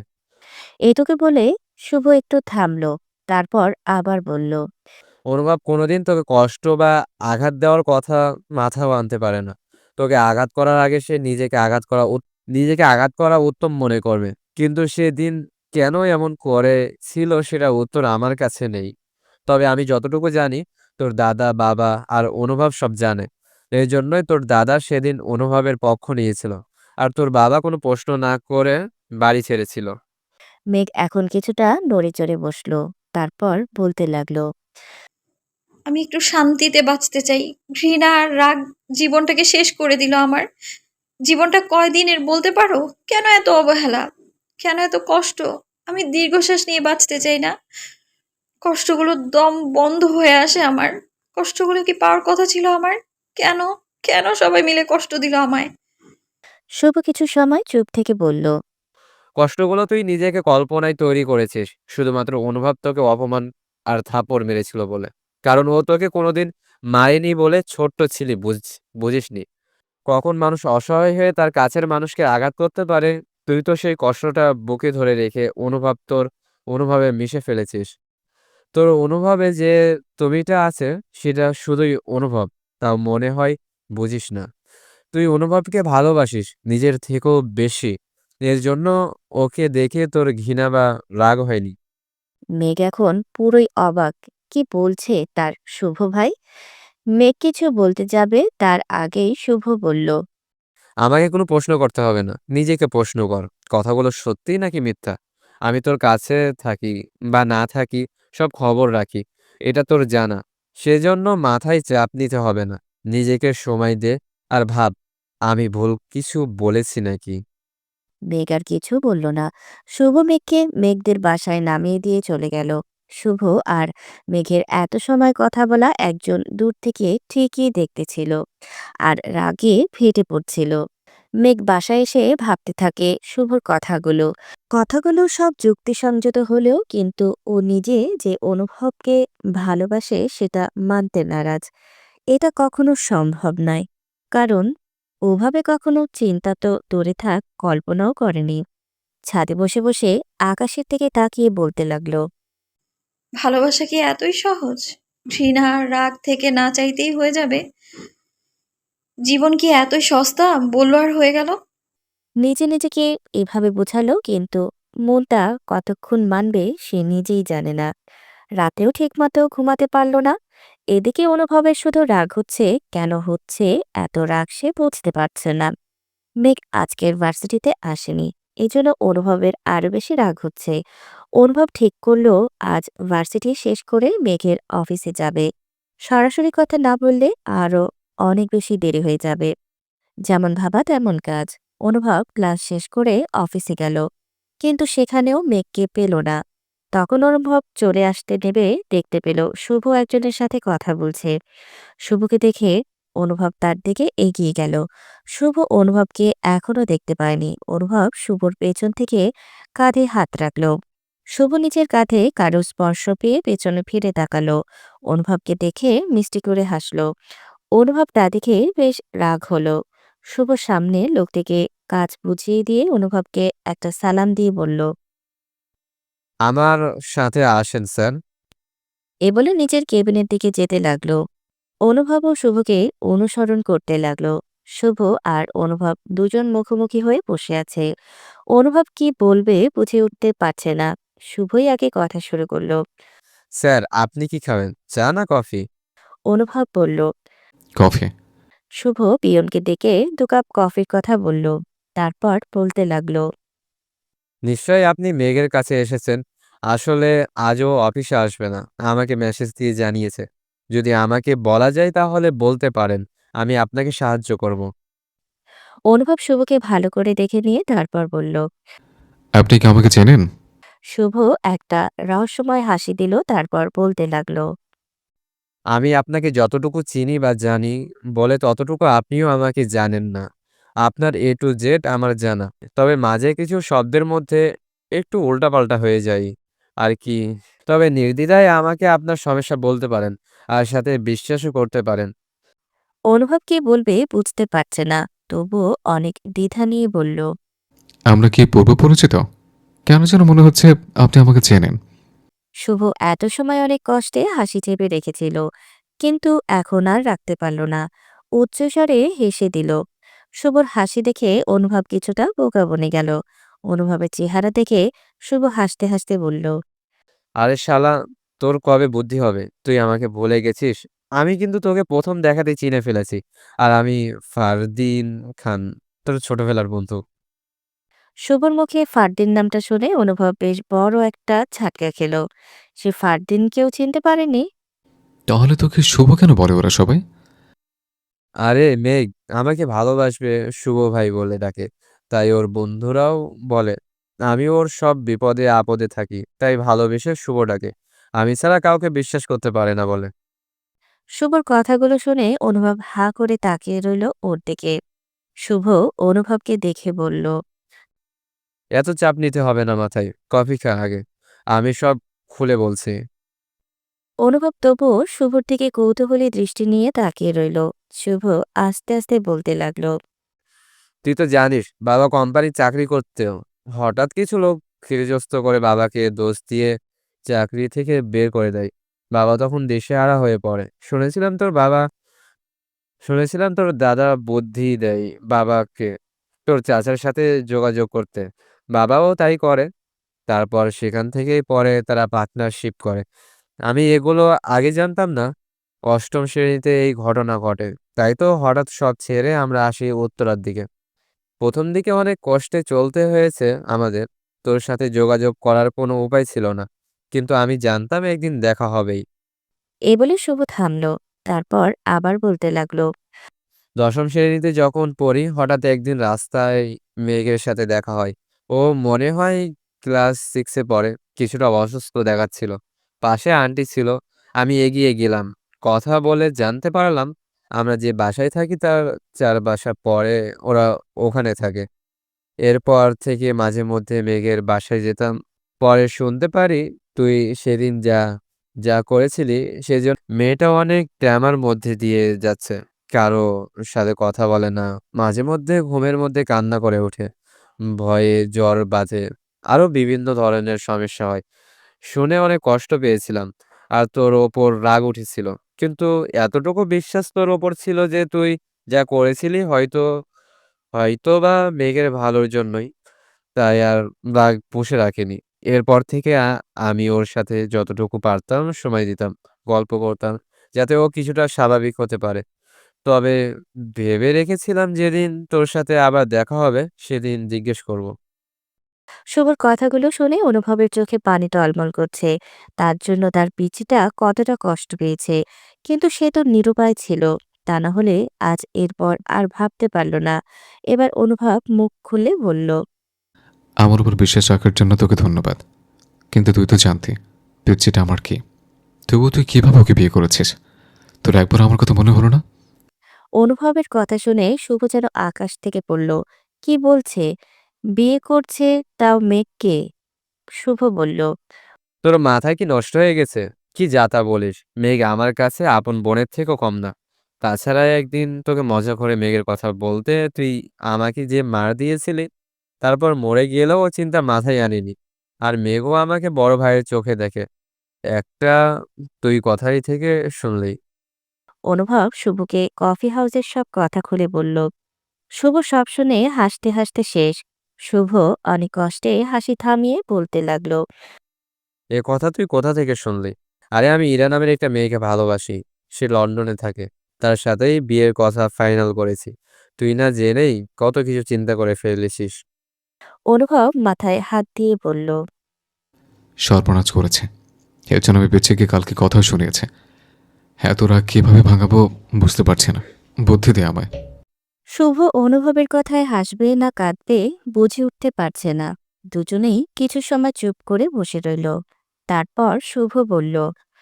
এত চিন্তা করিস না। দুইজনে মিলেই সব সমস্যার সমাধান করব। আপাতত চুপচাপ থাক। আর হ্যাঁ, আমার সাথে তোর যে কথা হয়েছে সেটা মেয়েকে বলবি না। কারণ আমি যে তোর সাথে আছি এটা জানলে হয়তো বা পাগল খেপে যেতে পারে। তোর সাথে যে পর্যন্ত সবকিছু মিটমাট না হয় সে পর্যন্ত আমরা গোপনে আলোচনা ও দেখা সাক্ষাৎ করব। অনুভব মাথা নেড়ে হ্যাঁ বোঝালো। তারপর আরো বেশ কিছু সময় ওরা গল্প করল। সারা রাত অনুভব দু চোখের পাতা এক করতে পারল না। মেঘের কষ্টের কথাগুলো বারবার তার কানে বাজছে। হঠাৎ অনুভবের মাথায় দারুণ একটা বুদ্ধি এলো। ও দেখতে চায় মেঘের মনে ওর জন্য কি আছে। এজন্য মেঘকে একটু বাজিয়ে দেখতে চায়। বুদ্ধিটা কেমন হবে এটা জানা ও বোঝার জন্য শুভর সাথে বেশ কিছু সময় ফোনে বুদ্ধি করল। পরের দিন সকালে মেঘ ভার্সিটিতে গেল। সবার সাথে বেশ স্বাভাবিক থাকার চেষ্টা করল। অনুভবের ক্লাসের সময় মেঘ খেয়াল করল অনুভব তার দিকে বেশি তাকাচ্ছে না। আগে থেকেও বেশি স্মার্ট হয়ে সেজে এসেছে। মেয়েরা যেন অনুভবকে চোখ দিয়ে গিলে খাচ্ছে। এটা মেঘের মোটেও পছন্দ হলো না। মনে মনে ভীষণ রাগ হতে লাগলো। প্রতিদিন মেঘকে পড়া ধরে, কিন্তু আজকে পড়াও ধরছে না। ক্লাস শেষ করে যাওয়ার সময় অনুভব দিয়াকে ডেকে বলল তার সাথে যেন অফিসে গিয়ে দেখা করে। এটা শুনে মেঘ আরো অবাক। মনে মনে অনুভবের 14 গোষ্ঠীকে বকা দেওয়া শুরু করেছে। পরে মনে পড়ল তার 14 গোষ্ঠীর মধ্যে সেও তার পরিবারে আছে। তাই শুধু অনুভবকেই নানা রকমের বকা দিতে লাগলো। ক্লাস সব শেষ করে মেঘ, সাগর আর শিশির বসে রয়েছে ক্যান্টিনে। দিয়া গেছে অনুভবের সাথে দেখা করতে। অনুভব দিয়াকে আসতে দেখে বলল। এখানে বসো দিয়া। দিয়াও ভদ্রমের মতো বসে রইল, আর অনুভব নিজের মতো কাজ করতে লাগলো। প্রায় 15 মিনিট ধরে দিয়া বসে আছে, তবুও অনুভব এখনো দিয়ার সাথে কথা তো দূরে থাক, চোখ তুলে পর্যন্ত তাকায়নি। দিয়ার এখন অনেকটা রাগ হচ্ছে, তবুও শান্ত স্বরে অনুভবকে ডেকে বলল। স্যার, আপনি ডেকেছিলেন কেন? যদি বলতে তাহলে ভালো হতো, বাসায় যেতেও দেরি হচ্ছে। অনুভব দিয়ার কথা শুনে মাথা তুলে দিয়ার দিকে তাকিয়ে থেকে বলতে লাগলো। ও, আসলে তোমাকে যে বসিয়ে রেখেছি তা তো খেয়াল নেই। তো বলো, তোমার পড়াশোনা কেমন চলছে? ঠিকভাবে পড়তে হবে কিন্তু। জি স্যার, মোটামুটি চলছে। ঠিক আছে, এখন তুমি আসতে পারো। এ বলে অনুভব আবার কাজে মনোযোগী হয়ে গেল। দিয়া তো পুরোই তবদা খেয়ে গেছে। এই একটা কথা বলার জন্য এত সময় বসিয়ে রেখেছে। স্যার কি পাগল হয়ে গেছে নাকি, এগুলো ভাবতে ভাবতে ক্যান্টিনে এসে পৌঁছালো। দিয়া আসতেই ওরা সবাই জিজ্ঞেস করলো অনুভব তাকে কেন ডেকেছিল। দিয়া ওদের সবটা খুলে বলল, কিন্তু শিশির বলল। তুই কি আমাদের মাথা মোটা মনে করেছিস নাকি? যা বলবি তাই বিশ্বাস করব। বলতে না চাইলে না বলবি, কিন্তু আজ হঠাৎ কেন মিথ্যা বলছিস বুঝতে পারছি না। শিশিরের কথায় সাগরও তাল মেলানো। এদের দেখে মেঘেরও সন্দেহ হতে লাগলো। মনে আগেই ধারণা হয়েছিল অন্য কিছু, কিন্তু পাত্তা দেয়নি। এখন ওদের কথা শুনে আর নিজের মনের কথা না শুনে থাকতে পারছে না। এদিকে দিয়া বেচারি ওদের অনেক বোঝানোর চেষ্টা করেও ব্যর্থ হয়েছে। ক্যান্টিনে ওদের এসব কিছু লুকিয়ে অনুভব এত সময় দেখছিল আর হেসে লুটোপুটো খাচ্ছে। মেঘের চেহারা দেখে অনুভবের বুঝতে বাকি রইল না তার নিশানা ঠিক জায়গায় লেগেছে, তাই সে আরো বেশি আনন্দ পাচ্ছে। মেঘ ওর নিজের ভাবনাগুলো নিজের মধ্যেই রেখে দিল, কারো সামনে কিছুই প্রকাশ করলো না। তারপর সবাই যার যার মতো চলে গেল। কেটে গেছে 4 দিন। এর মধ্যে অনুভব আরো 2 দিন দিয়াকে দেখা করতে বলেছিল, আর আগের মতোই বসিয়ে রেখে পড়াশোনার খবর নিয়ে চলে যেতে বলেছে। কিন্তু ভার্সিটিতে কিছু মেয়েরা এটা নিয়ে কানাঘুষা করতে শুরু করেছে। মেঘের এসব শুনে আরো বেশি রাগ হচ্ছে। এই 3 দিন কিছু না বললেও আজ দিয়াকে ধরে বলতে লাগলো। কি রে, তোর সমস্যা কি? তুই আর অনুভব স্যার কি কোনো সম্পর্কে আছিস যেটা তুই বলতে নারাজ? কেন বারবার মিথ্যে কথা বলছিস আমাদের? শুধুমাত্র 2 মিনিটের লেখাপড়ার কথা জিজ্ঞেস করার জন্য তোকে 20 থেকে 30 মিনিট বসিয়ে রাখবে না? আর যদি রাখেও, তোকে দেখার জন্য কিন্তু তুই বলিস তোর দিকে ফিরিয়েও দেখে না, তাহলে কেমনি কি? স্যার কি তোকে বলতে নিষেধ করেছে? দিয়া মেঘের মুখের দিকে অসহায় চেহারা করে তাকিয়ে রইল। তারপর বলল। তোরা আমার কত পুরনো বন্ধু, তোদের কাছে আজ পর্যন্ত কোনো কিছু লুকিয়েছি যে আজ লুকাবো? স্যার কেন এমন করছে আমি নিজেও বুঝতে পারছি না। ঠিক আছে, এরপর যদি স্যার আবার আমাকে ডাকে, তুই আমার সাথেই যাবি, আর বাহির থেকে দেখবি, তাহলে তো হয়ে গেল। দিয়ার কথাটা মেঘের খুব মনে ধরল। দিয়াকে বিশ্বাস করতেও মন চাইল, কিন্তু কেন যে মন সায় দিল না। আর এভাবে অনুভবকে নিয়ে দিয়ার সাথে মিলিয়ে কথা বলাটাও পছন্দ হচ্ছে না। নিজেকে কিছুটা পাগল পাগল লাগছে। কেন এত এলোমেলো সব চিন্তা রাগ হচ্ছে মেঘ বুঝে উঠতে পারছে না। সেদিন আর অনুভব দিয়াকে দেখা করতে ডাকেনি, কিন্তু মেঘের চোখ মুখ দেখে কেন যেন অনুভবের ভালো লাগছে না। তাই সে চিন্তা করলো দিয়াকে নিয়ে মেঘকে যে রাগানোর ধান্দা করেছে সেটা বাদ দিবে। তাই রাতে শুভকে কল দিল সব খুলে বলার জন্য, কিন্তু শুভর কথা শুনে অনুভব কি রিয়েকশন দিবে তা ভুলে গেল। শুভ অনুভবকে দিয়া আর মেঘের তখনকার কথা আর বুদ্ধি করার ব্যাপারটা সব বলল। পরের দিন অনুভবের ক্লাস নেই, তাই অনুভব আজ ভার্সিটিতে অনেক পরে যাবে। যেটা ভাবা সেটাই করল। তবে সব দিনের তুলনায় আজ আরো বেশি পরিপাটি হয়ে এসেছে। তা দেখে মেঘের রাগ আরো দ্বিগুণ হয়েছে। কেন এত সেজে আসতে হবে সেটাই তার মাথায় কাজ করে না। মনে মনে হাজারটা বকা দিল অনুভবকে। ক্লাস শেষ করে ওরা যখন চলে যাবে তখন পিয়ন এসে জানালো দিয়াকে অনুভব ডাকছে। দিয়া আর মেঘ একে অপরের মুখ চাওয়াচাওয়ি করল। মেঘ সাগর আর শিশিরকে বলল। তোরা দুজন ক্যান্টিনে বস, শুভ ভাই আসবে, আমি একটু পর আসছি। ওরা মাথা নেড়ে চলে গেল। এদিকে দিয়া অনুভবের কেবিনে প্রবেশ করলো, আর মেঘ বাহিরে দাঁড়িয়ে রইল। দিয়াকে বসতে বলে অনুভব মোবাইলে কিছু করতে লাগলো। 5 মিনিট না যেতে মেঘ কেবিনে উকি দেওয়া আরম্ভ করলো আর ভেতরে কি হচ্ছে বোঝার চেষ্টা করছে। অনুভব ফোন রেখে দিয়াকে বলল। তোমরা বড় হয়েছ, কিন্তু ম্যানার্স এখনো শেখনি। দিয়া অনুভবের কথা শুনে চোখ বড় বড় করে তাকালো। অনুভব আবার বলল। আরবিতে কারো কথা শোনা অবশ্যই কোনো ভালো অভ্যাস না, সেটা অবশ্যই জানো। মেঘ দরজার আড়াল থেকে কথাটা শুনে তেলে বেগুনে জ্বলে উঠল। তারপর অনুভব আবার বলল। দিয়া, তুমি কি কোথাও পোড়ার গন্ধ পাচ্ছ? আমার তো মনে হচ্ছে আশেপাশে কিছু পড়ছে। এই কথা শুনে দিয়া বেশ অবাক হলো, কারণ কোথাও থেকে ও পোড়ার গন্ধ বের হচ্ছে না। নিশ্চয়ই স্যার পাগল হয়ে গেছে। দিয়ার ভাবার মাঝে মেঘ হন হন করে অনুভবের কেবিনে প্রবেশ করলো। মেঘকে দেখে অনুভব মনে মনে বিজয়ের হাসি হাসল, কিন্তু কিছুই মুখে প্রকাশ করল না। মেঘকে ঢুকতে দেখে দিয়ার চোখ বড় বড় হয়ে গেল। দিয়া মনে মনে বলতে লাগলো। আজ এখানে এখন সিডোর হয়ে যাবে। আল্লাহ বাঁচাও, এই মেয়ের যে রাগ। অনুভব মেঘকে দেখে বলল। কারো কেবিনে প্রবেশ করতে হলে অনুমতি দরকার হয়, সেটা জানো না তুমি? মেঘ রাগী কণ্ঠে বলল। আমি তো অনেক কিছুই জানি না, তাই তো শিখতে আর জানতে আসলাম।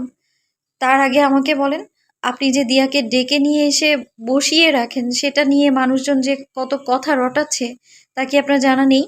যদি জেনেই থাকেন তাহলে বলেন, আপনি যে কাজ করছেন সেটা কতটুকু ঠিক আর কতটুকু ভুল? অনুভব দিয়ার দিকে তাকিয়ে তারপর মেঘের দিকে তাকিয়ে হেসে বলল। আমার তো মনে হচ্ছে দিয়ার থেকে তোমার কাছে কথাটা বেশি গায়ে লেগেছে। সেটা কি দিয়ার জন্য নাকি অন্য কোনো কারণে? মেঘের এবার আরো রাগ হলো অনুভবের কথা শুনে, কিন্তু কোথাও না কোথাও অনুভব কথাটা ঠিকই বলেছে। তবুও সে দমে গেল না, রাগ দেখিয়ে বলতে লাগলো। দিয়া মেয়ে মানুষ, ওর কথা মাথায় রেখে জানতে এসেছি। আর আমি এও জানি দিয়া আপনাকে পছন্দ করে না, তাই জানাতে এসেছি কাহিনীটা কি আসলেই হচ্ছে। অনুভব মৃদু হেসে ওর ফোনটা সামনে আনলো। তার ফোনে একজনকে ভিডিও কলে দেখতে পেল। ভিডিও কলের মানুষটাকে দেখে দিয়া ও মেঘ যেন আকাশ থেকে পড়ল, কারণ মানুষটা আর কেউ নয়, দিয়ার ভালোবাসার মানুষ সে। তার নাম আনান। আনানের সাথে দিয়ার ঝগড়া হয়েছে 2 সপ্তাহ হলো, তাই দিয়া রাগ করে ফোন ধরে না। কিন্তু আনান যে তার অনুভব স্যারকে ভিডিও কল দিয়ে তাকে দেখে, এটা তো চিন্তার বাহিরে ছিল। দিয়া ও মেঘ অনুভবের ডাকার কারণটা খুব সহজেই বুঝে গেল। মেঘ অনেক বেশি লজ্জা পেল। মেঘ আস্তে করে বলল। আপনি আনান ভাইকে কিভাবে চেনেন? অনুভব কিছু না বলে ফোনটা দিয়ার দিকে বাড়িয়ে দিয়ে বলল। বাইরে গিয়ে কথা বলো। দিয়া কথা না বাড়িয়ে মাথা নেড়ে হ্যাঁ বুঝিয়ে ফোন নিয়ে বাহিরে চলে গেল। দিয়া চলে যেতেই মেঘও বাহিরে যাওয়ার জন্য পা বাড়ালো, কিন্তু তখনই অনুভব মেঘের হাত ধরে ফেলল। তারপর বলতে লাগলো। তোমাকে যেতে বলিনি, তুমি কোথায় যাচ্ছ? মেঘ অনুভবের দিকে ফিরে তাকালো, তারপর হাতের দিকে তাকালো। নিজের মনের ভেতর ভীষণ অস্থিরতা বোধ করছিল। অনুভব তা দেখে হাত ছেড়ে দিল, কিন্তু বলল। আমাকে কি সারা জীবন ভুলই বুঝতে হবে তোমার? কখনো মনে হয়নি আমি নামক মানুষটা ভুল ছাড়া ভালো কিছু করতে পারি? আমি জানি অনেক ভুল আছে আমার, কিন্তু আমি সে ভুলগুলো শুধরাতে এসেছি। জানি অনেকটা দেরি হয়েছে, কিন্তু তার পেছনের কারণ আছে। আমাকে কি বলার একটা সুযোগ দেওয়া যায় না? মেঘ বাঁকা হাসল, তারপর বলল। সুযোগ তো অন্য কেউ চেয়েছিল, দিয়েছিলেন কি তাকে? মনে তো হয় দেননি। তাছাড়া এগুলো কথা আমাকে বলার কোনো কারণ দেখছি না আমি, কারণ আমি আপনাকে চিনি না। শুধু জানি আপনি আমাদের স্যার। এর চেয়ে বেশি কিছু কি আছে আমাদের মধ্যে? আমরা কি পূর্ব পরিচিত?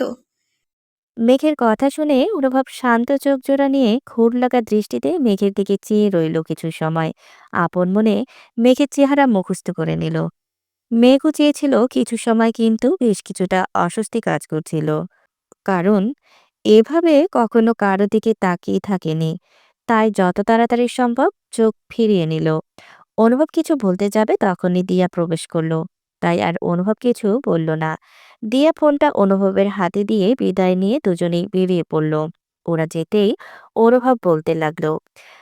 পূর্ব পরিচিত কিনা ঠিক আছে, কতটা পরিচিত তা তো দেখা হচ্ছে এবার।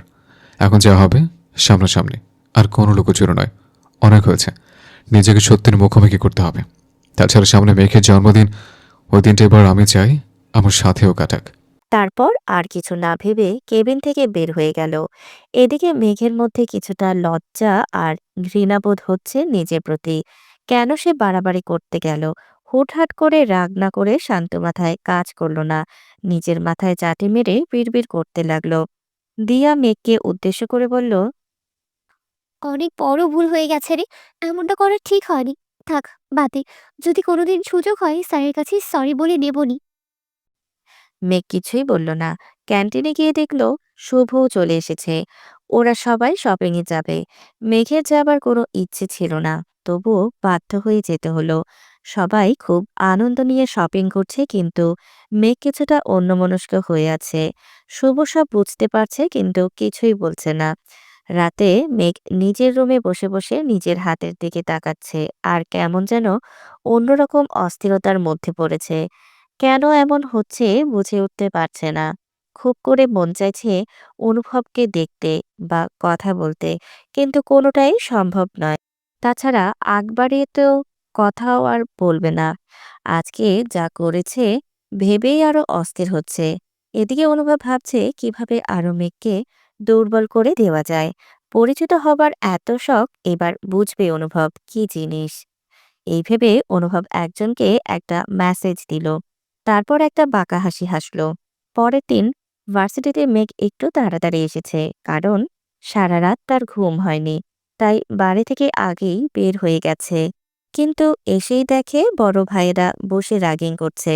মেঘ এসব কিছুর প্রতিবাদ করে সব সময়, কিন্তু আজ দেখতে চায় ওরা কি করে, আর ওদেরকে ওদের ভাষায় জবাব দেবে, তাই চুপ করে দাঁড়িয়ে আছে। একটু পর একটা সিনিয়র ভাই এসে বলল, কোন ইয়ার? নাম কি? মেঘ সুন্দর করে সবকিছুর উত্তর দিল। তারপর ভাইয়াটি বলল, তোমাকে একটা লাভ লেটার লিখতে হবে, আর যে প্রথমে গেট দিয়ে আসবে তাকেই দিতে হবে। মেঘ মাথা নাড়িয়ে হ্যাঁ বলে। তারপর লেখা আরম্ভ করলো। লেখা শেষে উঠে দাঁড়িয়ে বাঁকা হাসলো। তারপর গেটের কাছে গেল। তখনই কথা নেই বার্তা নেই, অনুভব সামনে চলে এলো। অনুভবকে দেখে মেঘের মাথায় বাজ পড়ল।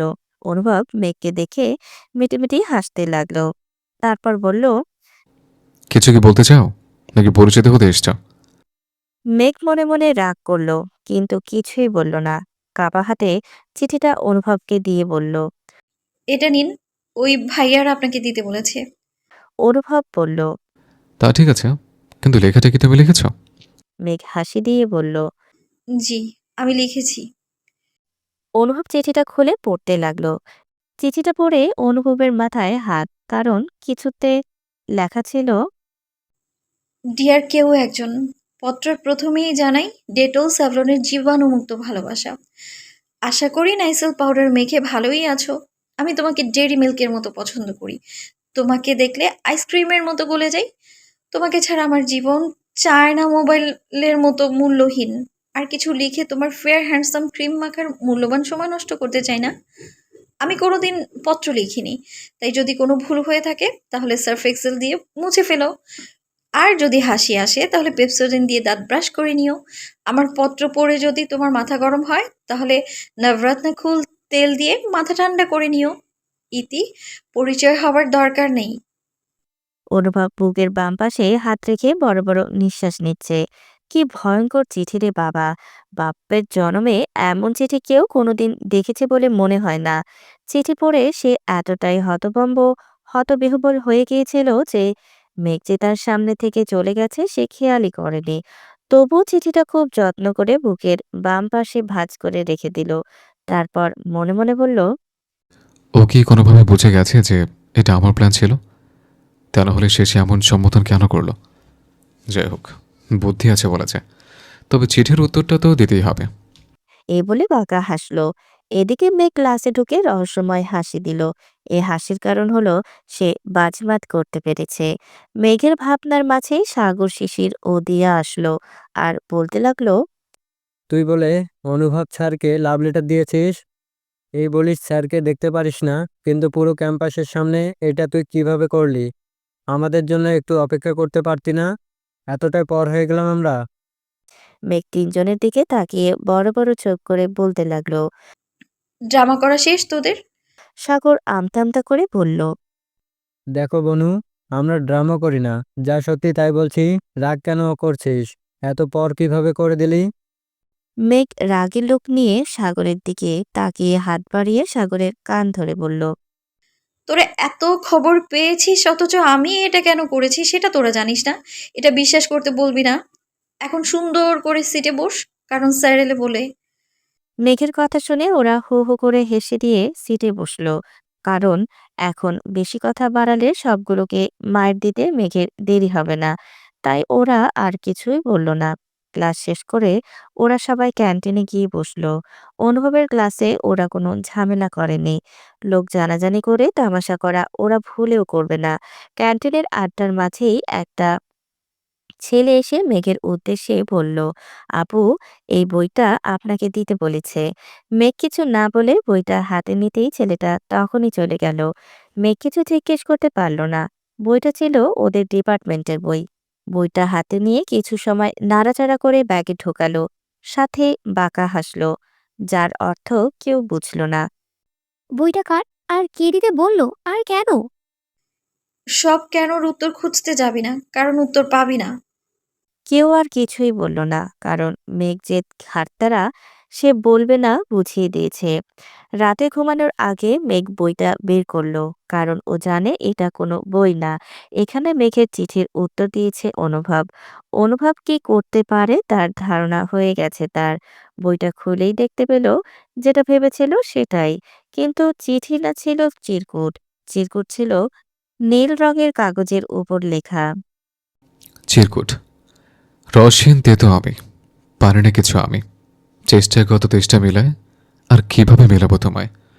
তবু এটুকু বলতে পারি, তুমি কবির এক অলেখা কাব্য, আর আমার জীবনের না বলা গল্প। চিরকুটটা পড়ে মেঘ বারবার বড় বড় করে নিঃশ্বাস নিতে লাগলো। কেমন যেন অস্থিরতা কাজ করতে লাগলো।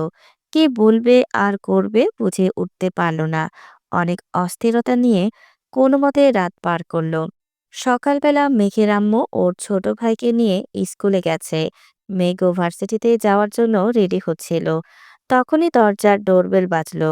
ময়নার মা গিয়ে দরজা খুলে দিল। দেখলো উকিল সাহেব এসেছে। ময়নার মা তাকে বসতে দিয়ে মেঘকে তা জানিয়ে গেল। মেঘ এত সকালে উকিল সাহেবকে দেখে বেশ চিন্তায় পড়ল। তার উপর বাবা বাসায় নেই, ফিরবে আরো 2 দিন পর। তবুও মেঘ জানে কিভাবে পরিস্থিতি মোকাবেলা করতে হয়। মেঘ প্রথমে উকিল সাহেবের সাথে কুশলাদি বিনিময় করল। তারপর আসার কারণ জিজ্ঞেস করল। উকিল সাহেব জানালেন তিনি কাল প্রায় 6 মাসের জন্য ইতালিতে যাবেন, তাই আজ এসেছেন। উকিল সাহেব আরো বললেন তার কাছে কিছু দলিল আর একটা চিঠি আছে, যা তার দাদু তার 22তম জন্মদিনে দিতে বলেছিল। যেহেতু মেঘ তোমার জন্মদিন আর কিছুদিন পরে, তাই ভাবলাম আজই দিয়ে যাই। তা না হলে 6 মাসের আগে আর দেওয়া সম্ভব হবে না। হয়তোবা বেশ অনেকটাই দেরি হয়ে যাবে, তাই চলে এসেছি নিতে। দাদুর কথা শুনে মেঘের মনটা খারাপ হয়ে গেল। সে তার দাদুকে নিজের ভালোবাসাটা দেখাতে না পারার আফসোসটা আবার মনের দাগ কেটে গেল। তবুও স্বাভাবিক থেকে উকিল সাহেবের কাছ থেকে সবকিছু ভালোভাবে বুঝিয়ে নিল। উকিল সাহেব চলে যেতে মেঘ নিজের রুমে বসে সবকিছু হাত নিয়ে দেখতে লাগলো। দেখলো দাদা তার নামে অনেক পুরনো একটি পৈতৃক সম্পত্তি লিখে দিয়েছেন, যা তার বংশের মেয়েরা পায়, কিন্তু তার আগে যে পেয়েছে তাকে সে চেনে না। মেঘ অনেকটাই অবাক হলো, কারণ যার নামে দেওয়া সে তার দাদার মেয়ে নামে পরিচিত। কিন্তু মেঘের তো কোনো ফুপু নেই, তাহলে কিভাবে কি বুঝতে পারল না। দলিলগুলো খুব মনোযোগ দিয়ে দেখে নিল। তারপর কাঁপাকাঁপি হাতে দাদুর লেখা শেষ চিঠিখানা হাতে নিল। খুলতে গিয়ে প্রথমে একটা হাস্যজ্জ্বল একটা মেয়ের ছবি পেল। ছবিটা দেখেই বোঝা যাচ্ছে অনেক পুরনো একটা ছবি। মেয়েটা দেখতে অনেকটা তার দাদুর মতোই, কিন্তু এ ছবির মেয়েকে সে কোনোদিন দেখেনি। ছবির পেছনের দলিলে লেখা সেই মেয়েটির নাম। বাকিটা বুঝতে আর বাকি রইল না মেঘের। মেঘ তার দাদুর চিঠিটা আস্তে করে খুলে পড়তে লাগলো। চিঠিটা যতই পড়ছে মেঘের হাত পা ততই ঠান্ডা হয়ে আসছে। চোখের পানি একসময় বাধা ভেঙে পড়তে শুরু করলো। নিজেকে শক্ত রাখতে অনেক চেষ্টা করছে, কিন্তু পারছে না। কিভাবে সে এই নির্মল কিভাবে সে এই নির্মল সত্যটা স্বীকার করে নেবে? সে তো অনেক বড় ভুল করে ফেলেছে। এলোমেলো পায়ে ঘর থেকে বের হয়ে ভার্সিটিতে যেতে শুরু করলো। চোখে মুখে বিধ্বস্ততার ছাপ স্পষ্ট। এদিকে অনুভব ক্লাসে ক্লাস নিতে শুরু করেছে। মেঘ তখন এমনভাবেই কোনো অনুমতি ছাড়াই ক্লাসে প্রবেশ করে। অনুভবের সামনে গিয়ে দাঁড়ালো। অনুভব নিজের মুখের সামনে হঠাৎ এভাবে মেঘকে দেখে বেশ অবাক হলো। মেঘের মুখে বিধ্বস্ততার ছাপ দেখে অনুভবের বুকের ভিতরে হাহাকার করে উঠল। হঠাৎ এভাবে এই রূপে ওকে আশা করেনি। তার চিরকুটের কারণে যে এমন হয়নি সেটা সে বুঝতে পেরেছে, কিন্তু কি এমন ঘটনা ঘটলো বুঝতে পারছে না। ক্লাসের সবাই মেঘের দিকে তাকিয়ে আছে। অনুভব মেঘের থেকে দৃষ্টি সরিয়ে সবাইকে দেখতে লাগলো। তারপর বলল, 10 মিনিটের জন্য একটু বিরতি লাগবে। এ বলে মেঘের হাত ধরে ক্লাসের বাহিরে নিয়ে যেতে চাইলে কিন্তু তার আগেই মেঘ অনুভবের ওপর অজ্ঞান হয়ে পড়ে গেল। মেঘের অজ্ঞান হওয়াতে অনুভব বেশ খানিকটা ভয় পেয়ে গেল। সাগর, দিয়া ও শিশির সাথে সাথেই ওদের কাছে এলো। ওর কি হলো? সকালে তো কথা বলেছি, তখন তো ঠিকই ছিল, কিন্তু ওকে দেখে মনে হচ্ছে ও অনেক কান্না করেছে। কিন্তু ও তো কাউকে ওর কান্না দেখায় না। তাছাড়া আপনার সামনেই বা এভাবে এলো কেন বুঝতে পারছি না। ওকে আগে হাসপাতালে নিতে হবে, ওর অনেক সমস্যা আছে। সাগরের কথায় অনুভবের হুঁশ ফিরল। তাড়াতাড়ি করে কোলে তুলে নিল মেঘকে। মেঘকে নিয়ে যেতে যেতে অনুভব বলল, শুভকে ফোন করে আসতে বল তাড়াতাড়ি। সাগর আর দেরি না করে সাথে সাথেই শুভকে ফোন করে জানিয়ে দিল। হাসপাতালে আইসিইউর বাইরে সবাই মুখ কালো করে দাঁড়িয়ে আছে। অনুভব যেন নিস্তেজ অনুভব করছে। কোনো বোধশক্তি যেন কাজ করছে না। শুভ এলো বেশ কিছু সময় পরে। শুভ এসে রাগী কণ্ঠে অনুভবকে বলল, আমাকে না জানিয়ে তুই কি কিছু করেছিস? মেঘের এমন অবস্থা কেন হলো? তোকে আমি বারবার বলেছি বাড়াবাড়ি একটু করবি না। কিভাবে এমন হলো আগে বল। অনুভব আস্তে আস্তে শান্ত স্বরে সব বলল। তা শুনে শুভ কিছুটা শান্ত হলো, কিন্তু হঠাৎ এমন কি হতে পারে সেটা নিয়ে বেশ চিন্তায় পড়ে গেল। সেই সময় ডাক্তার কেবিন থেকে বের হলো। ডাক্তার জানালো অতিরিক্ত কোনো কিছু নিয়ে চিন্তার ফলে এমনটা হয়েছে। ভয়ের তেমন কিছুই নেই, কিন্তু এত অল্প বয়সে মনে হয় চিন্তা বেশি করে। আমি ঘুমের ইঞ্জেকশন দিয়ে দিয়েছি, 2-3 ঘন্টা পর স্বাভাবিক হয়ে যাবে। ডাক্তারের কথা শুনে ওদের সকলের কলিজায় পানি আসলো। এতক্ষণ বেশ চিন্তায় ছিল ওরা।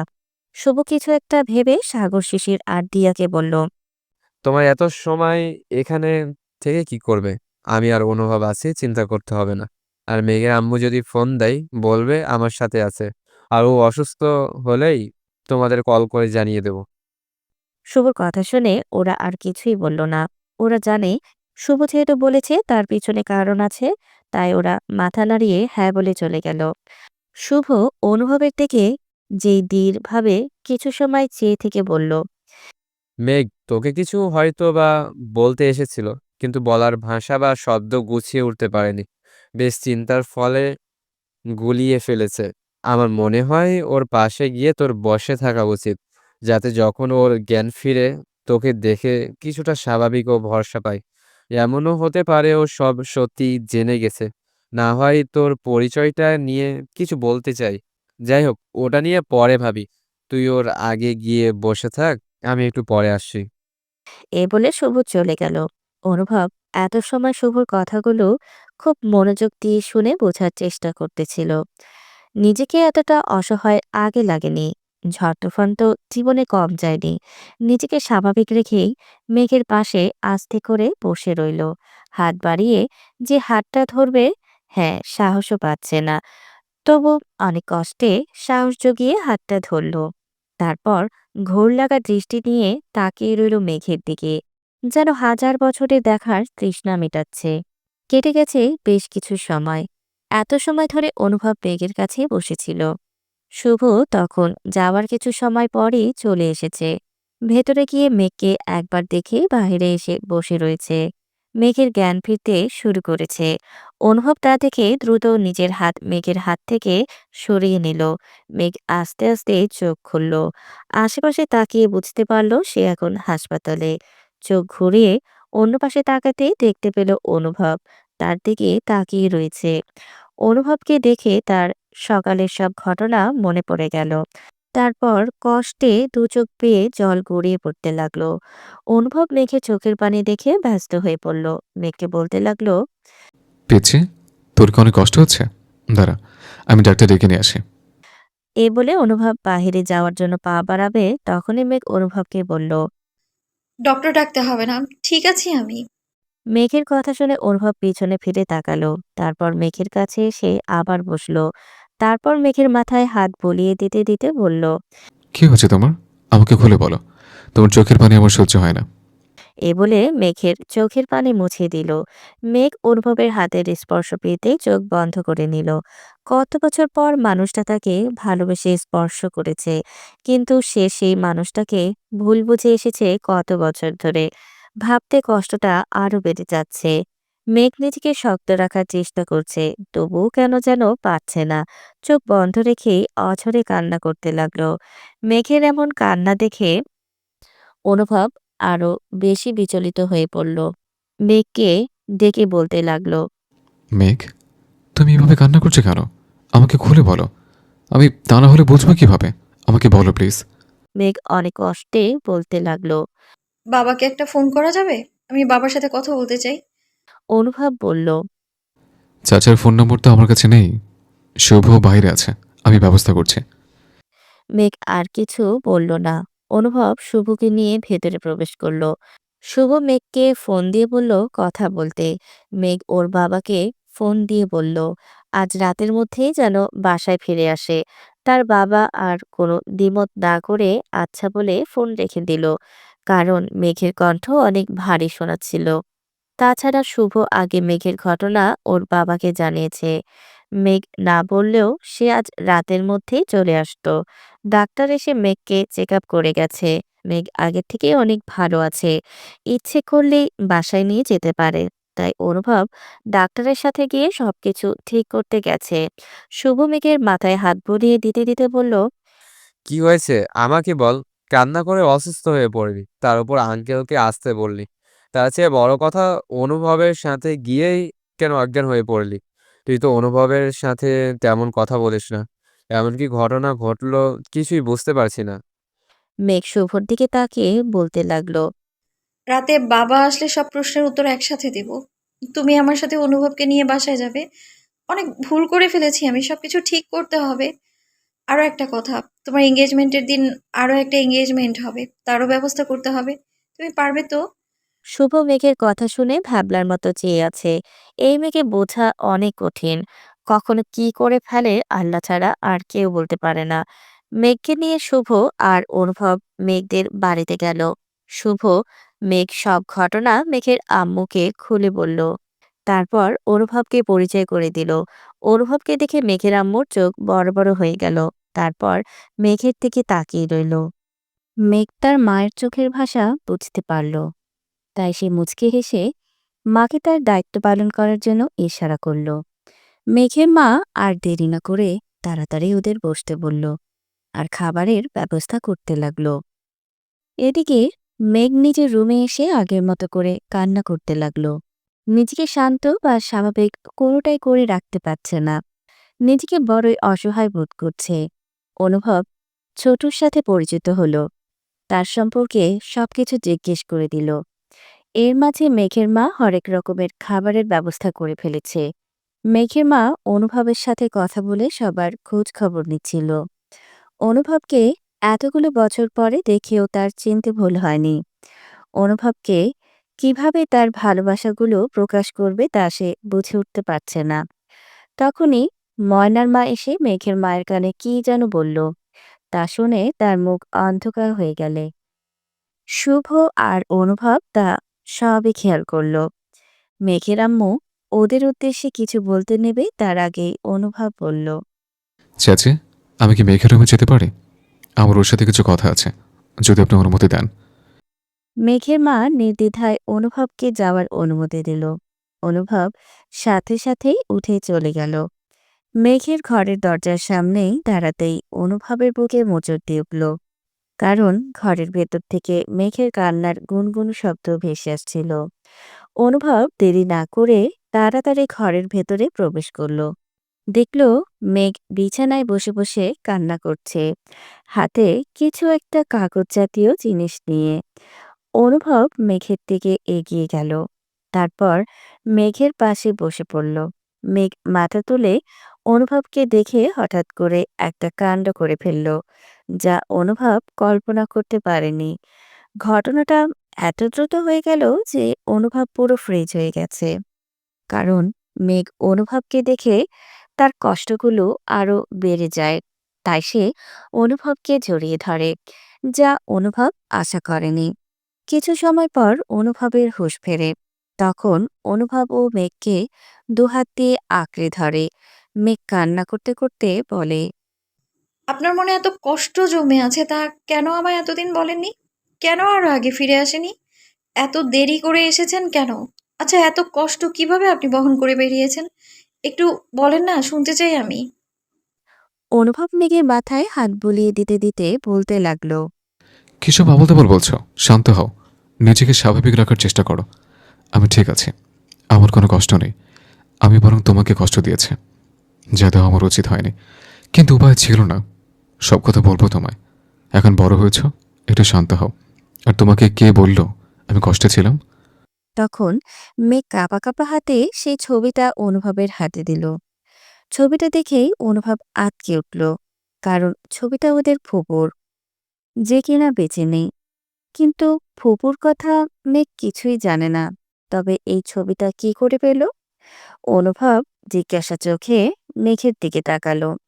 তখন মেঘ বলল, দাদু তার জন্য একটা চিঠি আর একটা দলিল রেখে গেছে, সেখানে এই ছবিটাও ছিল। অনুভব বুঝতে পারল দাদু তার হয়ে আগেই সবকিছু দাঁত দেখে বোঝানোর জন্য গুছিয়ে রেখে গেছে। আর কষ্ট করে অভিমানের রাগ ভাঙাতে হবে না। আর এই রাগ ভাঙানোর চিন্তায় চিন্তায় সে ঘুমাতে পারেনি। তবে কঠিন সত্যিটা থেকে তার পিচ্চিকে স্বাভাবিক করে তুলতে হবে। এর জন্য যতটা সম্ভব তাকে সাপোর্ট দিতে হবে। মনে মনেও অনুভব বলতে লাগলো, কষ্ট তুই হবি মেঘের মতো, আসার আগে উড়ে যাবি। তা না হয়ে কাঁঠালের আঠার মতো লেগে থাকিস। দুদিনের দুনিয়ার জন্য 4 দিনের অতিথি হয়ে বসে থাকিস। সময় রাত ৮টা। মেঘেদের বসার ঘরে মেঘের মা বাবা ভাই শুভ, অনুভব আর মেঘ বসে আছে। সবার মুখে বিরাজ করছেন বিরহের বিষণ্ণতার ছাপ। একটু আগে মেঘের দাদার লেখা শেষ চিঠিখানা পড়ে সবার এই অবস্থা। চিঠিতে লেখা ছিল, দিদিভাই, তুমি যখন এই চিঠিখানা পড়বে তখন হয়তোবা আমি তোমার কাছে থাকবো না। আমি তোমাকে অনেক বেশি ভালোবাসি দিদিভাই। তোমার চেহারাটা আমার মায়ের মতো। তোমাকে দেখলে আমার মায়ের কথা মনে পড়ে। আমার মাকে যেন এত তাড়াতাড়ি এই দুনিয়ায় ছাড়তে হবে সেটা আমাদের কারোরও চিন্তা ছিল না। আমার মা ছিল আমার কাছে দুনিয়ার সবচেয়ে বেশি প্রিয়। আর তারপর হলো তুমি। তোমাকে যদি আবার নিজের ভুলের জন্য হারাতে হয়, তাই তোমাকে ভালো রাখার জন্য দূরে সরিয়ে রাখা হয়েছিল। আমার মায়ের একটা ছবি তোমাকে দিয়ে গেলাম। আমার মাকে হত্যা করা হয়েছে। অতীত। অনুভব প্রতিদিনের মতো স্কুল ব্যাগে মেঘের জন্য চকলেট নিয়ে আসতো। সেদিনও তাই করার জন্য অনুভব তার মার কাছে যায় টাকা নেওয়ার জন্য। কিন্তু ঘরে ঢোকার আগেই ওর মাকে দেখতে পায় কারোর সাথে যেন ফোনে কথা বলছে। ফোনে সে বলছে কথাটা, দরজার বাহিরে থেকে অনুভব সব শোনে। সব শুনে নিজের মায়ের এমন রূপ দেখে সে ভয় পেয়ে যায়। দৌড়ে দাদার কাছে চলে যায়। দাদা অনুভবের এমন ভীত রূপ দেখে আঁতকে ওঠে আর বলে, কি হয়েছে দাদা ভাই? তোমাকে এমন লাগছে কেন? অনুভব তখন মাত্র ক্লাস 8-এ উঠেছে, তেমন বুদ্ধিমানও ছিল না। মায়ের এমন রূপ দেখে সে পুরো নির্বোধ হয়ে পড়েছিল। অনেক কষ্টে কাপা গলায় বলল, দাদা, নাসিমে ফুপুকে মেরে ফেলা হয়েছে। ফুপু সেদিন এমনিতে মরে যায়নি, এখানে মেঘকে মেরে ফেলবো ওরা। তুই বাঁচাও। কথাটা শোনার পর দাদা ভাই রাগে কষ্টে কান্না করে দেয়। বাবার আগে সন্তানের মৃত্যু কি যে যন্ত্রণার, সেটা শুধু বাবারাই জানে। এর চেয়ে ভারী বোঝা পৃথিবীতে আর কিছু নেই। দাদাভাই অনেক বুদ্ধিমান ও চতুর ছিলেন। সে নিজেকে স্বাভাবিক রেখেই অনুভবকে জিজ্ঞেস করলেন ঘটনাটা কি। তখন অনুভব সবকিছু খুলে বলল। দাদা তার বুদ্ধি কাজে লাগিয়ে অনুভবকে বলল, মেঘ, যখন তোমার ব্যাগ থেকে চকলেট নিতে আসবে, তখন তুমি তাকে চোর উপাধি দেবে, যাতে বাসায় অশান্তির সৃষ্টি হয়। তারপর ওদের বাসা থেকে দূরে পাঠিয়ে দিয়ে তোমার মার বিরুদ্ধে প্রমাণ জোগাড় করতে পারি। আর ঘটনার পিছনে আর কি আছে সব জানতে পারি। তাই ওই দিন মেঘকে চোর উপাধি দিয়ে অনুভব মেঘকে থাপ্পড়ও মেরেছিল। ফলে ওর চাচা বাসা ছেড়ে চলে আসে। ঘটনার সব প্রমাণ জোগাড় করতে প্রায় অনেক সময় লেগে যায়, প্রায় বছর খানেকের মতো। পরে মেঘের বাবাকে সব খুলে বললেও মেঘের বয়স কম থাকার কারণে তার বুঝ আর অভিমানের কাছে তাকে বোঝানো বা সব খুলে বলা সম্ভব হয়নি। তাই মেঘ রাগ করে দাদাভাইয়ের সাথে যোগাযোগ রাখে না। বর্তমান সব ঘটনা দাদাভাই খুব ছোট করে মেঘকে বুঝিয়ে লিখে রেখে যান। আর সাথে এটাও বলে তার খুব ইচ্ছে ছিল অনুভবের সাথে মেঘের বিয়ে দেওয়া। মেঘের যদি অমত না থাকে আর পারলে অধম দাদাভাইকে মাফ করে দেয়। বর্তমানে ছেলেদের বলে কাঁদতে হয় না, কিন্তু ছেলেদের যে মন আছে সেটাও তো বুঝতে হবে। মায়ের জন্য কতগুলো মানুষ কতটা বছর সাফার করেছে, এই ভেবে অনুভবের চোখ দিয়ে পানি গড়িয়ে পড়ল। চোখের পানিটা খুব গোপনেই হাত দিয়ে মুছে ফেলল। তারপর নিজেকে শক্ত করে বলতে আরম্ভ করল, ফুফুর হত্যার কাহিনী বের করার জন্য আমি আর দাদু সবসময় মাকে চোখে চোখে রাখতাম। আর ভাবতে লাগলাম, দূর থেকে তো মা মেঘের ক্ষতি করার চেষ্টা করতে পারে। তাই সে এখন রাগের বশে কি করতে চায় এবং পরবর্তী পদক্ষেপ কি হতে পারে, এর জন্য অনেক সজাগ থাকতাম। বেশ কিছুদিন মা চুপচাপ ছিল। তারপর হঠাৎ একদিন জানতে পারলাম কাকে যেন কাজের লোক হিসেবে কাজ করানোর জন্য তোমাদের বাসায় পাঠাবে। এর জন্য তোমরা কোথায় থাকো সেটা খোঁজ নিতে লাগলো। কিন্তু দাদুর বুদ্ধির জন্য তোমাদের খোঁজ কেউ জানতে পারেনি। সেটা কিভাবে হচ্ছে সেটা আমি জানি না। আমাকে তোমরা কোথায় থাকো তাও বলেনি। কিন্তু আমি যতটুকু বুঝতে পারতাম, দাদুর সাথে চাচার যোগাযোগ ছিল। তখন মায়ের উপর নজর রাখতে রাখতে পরে জানতে পারি মা ফুপুর খাবারে পয়সন মেশাতো, যার ফলে ফুপুর শরীর খারাপ হতে লাগে। তার মনে ভয়ের সৃষ্টি হয়। তাই যখন ভয়টা অধিক পরিমাণে বেড়ে যায়, তখন হঠাৎ করে রাতে একদিন ফুপু পানি খেতে নিচে নামার সময় মার সামনে এসে দাঁড়ায়। আর ফুপু উপর থেকে নিচে। আর বলতে পারে না অনুভব। অনুভব চুপ হতেই চারপাশ থেকে কান্নার শব্দ ভেসে আসে। সবাই কান্না করে দেয়, অনুভবও কান্না করে দেয়। বেশ কিছু সময় পর মেঘের বাবা বলতে শুরু করেন, তারপর নাফিসার মৃত্যু হয়। সেটা মা মেনে নিতে পারে না। সাথে সাথে স্ট্রোক করে ফেলে। দীর্ঘ কয়েক বছর বিছানায় পড়ে থাকে, তারপরও সে আমাদের ছেড়ে চলে যায়। কিন্তু কথায় আছে না, আল্লাহ ছেড়ে দেন কিন্তু ছাড় দেন না। অনুভবের মা কুসুম বুঝতে পারে তার অনুভব আগের মতো নেই। তার সাথে কথাও ঠিকমতো বলে না। কুসুম অনুভবের বদলে যাওয়ার মন থেকে মেনে নিতে পারেনি। অনুভবের সাথে কথা বলার জন্য সবসময় ছটফট করতে লাগে, কিন্তু অনুভব সেদিকে পাত্তা দেয় না। অনুভব বুঝতে পারে তার মায়ের জন্য কত মানুষ কষ্ট পেয়েছে, তাই মাকে শাস্তি হিসেবে কথা বলা বন্ধ করে দেয়। নিজের মাকে জেলে দিতে পারবে না, তাই এই শাস্তি তাকে তার চেয়ে বেশি দেবে বলে মনে করে। সেটাই ঠিক হয়। দীর্ঘ সময় এমন যাওয়ার ফলে কুসুমও একদিন স্ট্রোক করে। চিকিৎসার কোনো অভাব রাখা হয়নি, কিন্তু পাপের শাস্তির কারণে কোনো ওষুধ কাজে লাগে না। তাই আব্বা ওদেরকে দেশের বাইরে পাঠিয়ে দেন, যাতে অনুভবের লেখাপড়া ঠিকমতো হয় আর কুসুমের চিকিৎসাও। আমি আর শাহানা বাবার দেখাশোনা করি। মেঘকে বোঝানোর চেষ্টা করি দাদার কাছে যাওয়ার, কিন্তু কাজ হয় না। বিদেশে কুসুম মারা যায়, অনুভব তখন দেশে চলে আসতে চায় তার, কিন্তু ওর ভবিষ্যতের কথা চিন্তা করে ওকে আসতে বারণ করা হয়। এজন্য ওর ফিরে আসতে এত দেরি হয়েছে। সব ঘটনা বলা শেষে আফজাল খান একটা দীর্ঘ নিঃশ্বাস ছাড়েন। এদিকে সবার চোখে পানি টলমল করছে। দীর্ঘ সময় সবাই চুপ রইল। তারপর শুভ বলল, যেটা হয়ে গেছে সেগুলো বলে আর কষ্ট পেয়ে কি হবে? আমরা সবাই ভুলে গিয়ে আবার মিলেমিশে থাকি, সেটাই ভালো। এবার অনুভব কথা পাল্টানোর জন্য বলল, আমার অনেক ক্ষুধা পেয়েছে চাচি। তুমি আমাকে আগের মতো আবার খাইয়ে দেবে? খুব করে তোমার হাতে খেতে মন চাইছে। অনুভবের আকুল ভরা কণ্ঠে সবার ভিতরটা আরো কষ্টে ফেটে গেল। শাহানা বেগম ব্যস্ত হয়ে বললেন, খাবার গুছানোর জন্য। কেটে গেছে 2 মাস। সেদিন শাহানা বেগম অনুভবকে পরম যত্নে নিজ হাতে খেয়ে দিয়েছিলেন। মেঘ তার বাবাকে চুপ করে ডেকে অনুভবকে বিয়ে করতে রাজি আছে সেটাও বলেছিল। কিন্তু আফজাল সাহেব যখন অনুভবকে বিয়ের কথা বলে তখন অনুভব বলেছিল মেঘ এখনো অনেক ছোট, তাদের দুজনের মধ্যে তেমন কোনো সম্পর্ক এখনো হয়নি, তাই নিজেদের একটু সময়ের প্রয়োজন, বোঝার জন্য ও সম্পর্ক তৈরি করার জন্য। অনুভবের কথা আফজাল সাহেবের বেশ মনে ধরে। ছেলেটা যে দাদার মতো বুদ্ধি হয়েছে সেটা ভেবে বেশ খুশি হন। এদিকে এই ২ মাসে অনুভব আর মেঘের সম্পর্কের বেশ উন্নতি হয়েছে। একে অপরকে বোঝার চেষ্টা করে, সময় দেয় এবং মাঝে মধ্যে একটু ঘুরতেও যায়। তবে মাঝে মধ্যে মেঘের দুষ্টুমির জন্য নাজেহাল হতে হয় অনুভবের। ভার্সিটিতে এসে অনুভব মাঝে মধ্যে ভয় থাকে। আজও তার মন কু ডাকছে। কেন যেন মনে হচ্ছে কিছু একটা পাগলামি অবশ্যই করবে। মনে যে ভয়টা ছিল সেটাই হয়েছে। অনুভব ক্লাসে ঢোকার সময় দেখতে পেল সবাই মেঘকে ঘিরে রেখে শুভেচ্ছা ও অভিনন্দন জানাচ্ছে, আর মেঘও তা খুশি মনে গ্রহণ করছে।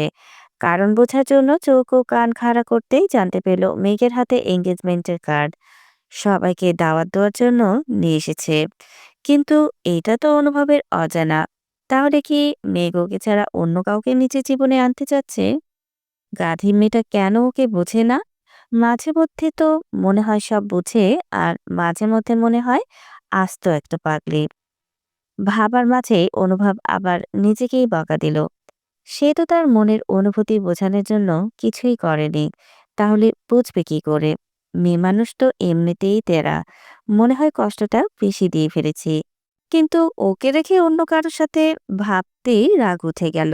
ক্লাসে প্রবেশ করেই উচ্চস্বরে ধমক দিয়ে বলল, এটা কি ক্লাস নাকি মাছের বাজার? ভার্সিটির ছাত্রছাত্রী তো মনে হচ্ছে না। অনুভবের ধমক খেয়ে সবাই চুপ হয়ে গেল। কিন্তু মেঘও কিছুটা ভয় পেয়ে গেছে। চুপচাপ নিজের সিটে গিয়ে মাথা নিচু করে বসে পড়েছে, কিন্তু মুখে দুষ্টুমির বাঁকা হাসিটা লেগেই আছে। সবাই চুপ হওয়ার পর অনুভব রাশভারী কণ্ঠে জিজ্ঞেস করলো, এখানে কি হচ্ছিল? এত হট্টগোল করছিলে কেন তোমরা? কারণটা কি আমি জানতে পারি? তখন হৃদয় নামের একটা ছেলে উঠে দাঁড়িয়ে বলতে লাগলো। ছেলেটার কথা শুনে অনুভবের রাগ আকাশ ছোঁয়া হয়ে গেল।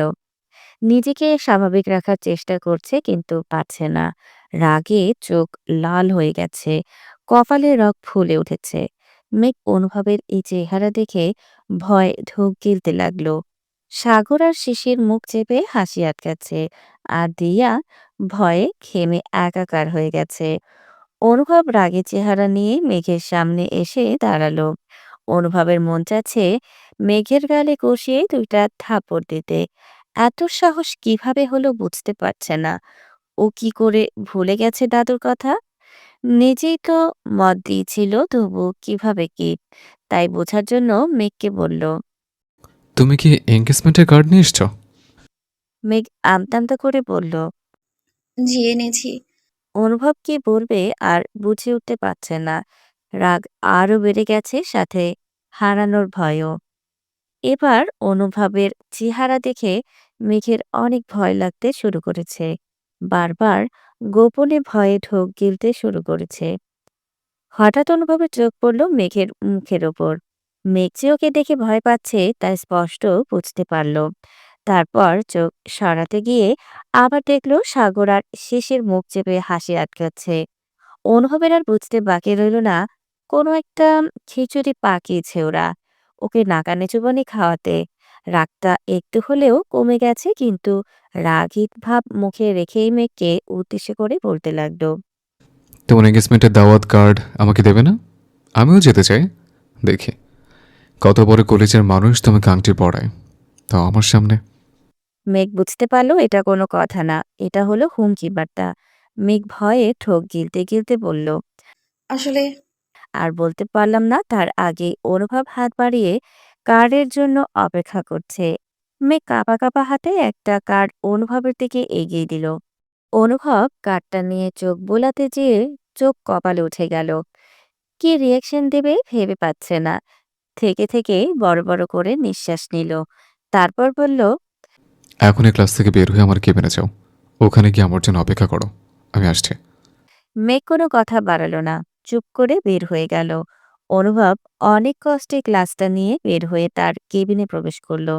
দেখলো মেঘ মাথা নিচু করে দাঁড়িয়ে আছে। মেঘের মাথা নিচু করে দাঁড়িয়ে থাকা দেখে অনুভবের বুকে ব্যথা শুরু হলো। একটু বেশি করে ফেলেছে মনে হলো। কোনো কিছু না ভেবেই মেঘকে নিজের বুকের মাঝখানে জড়িয়ে নিল। অনুভবের এহেন কাজে মেঘ তো পুরাই অবাক। প্রথমবার মানুষটা তাকে নিজের সাথে জড়িয়ে নিয়েছে, তবুও তার নিজ ইচ্ছাতে।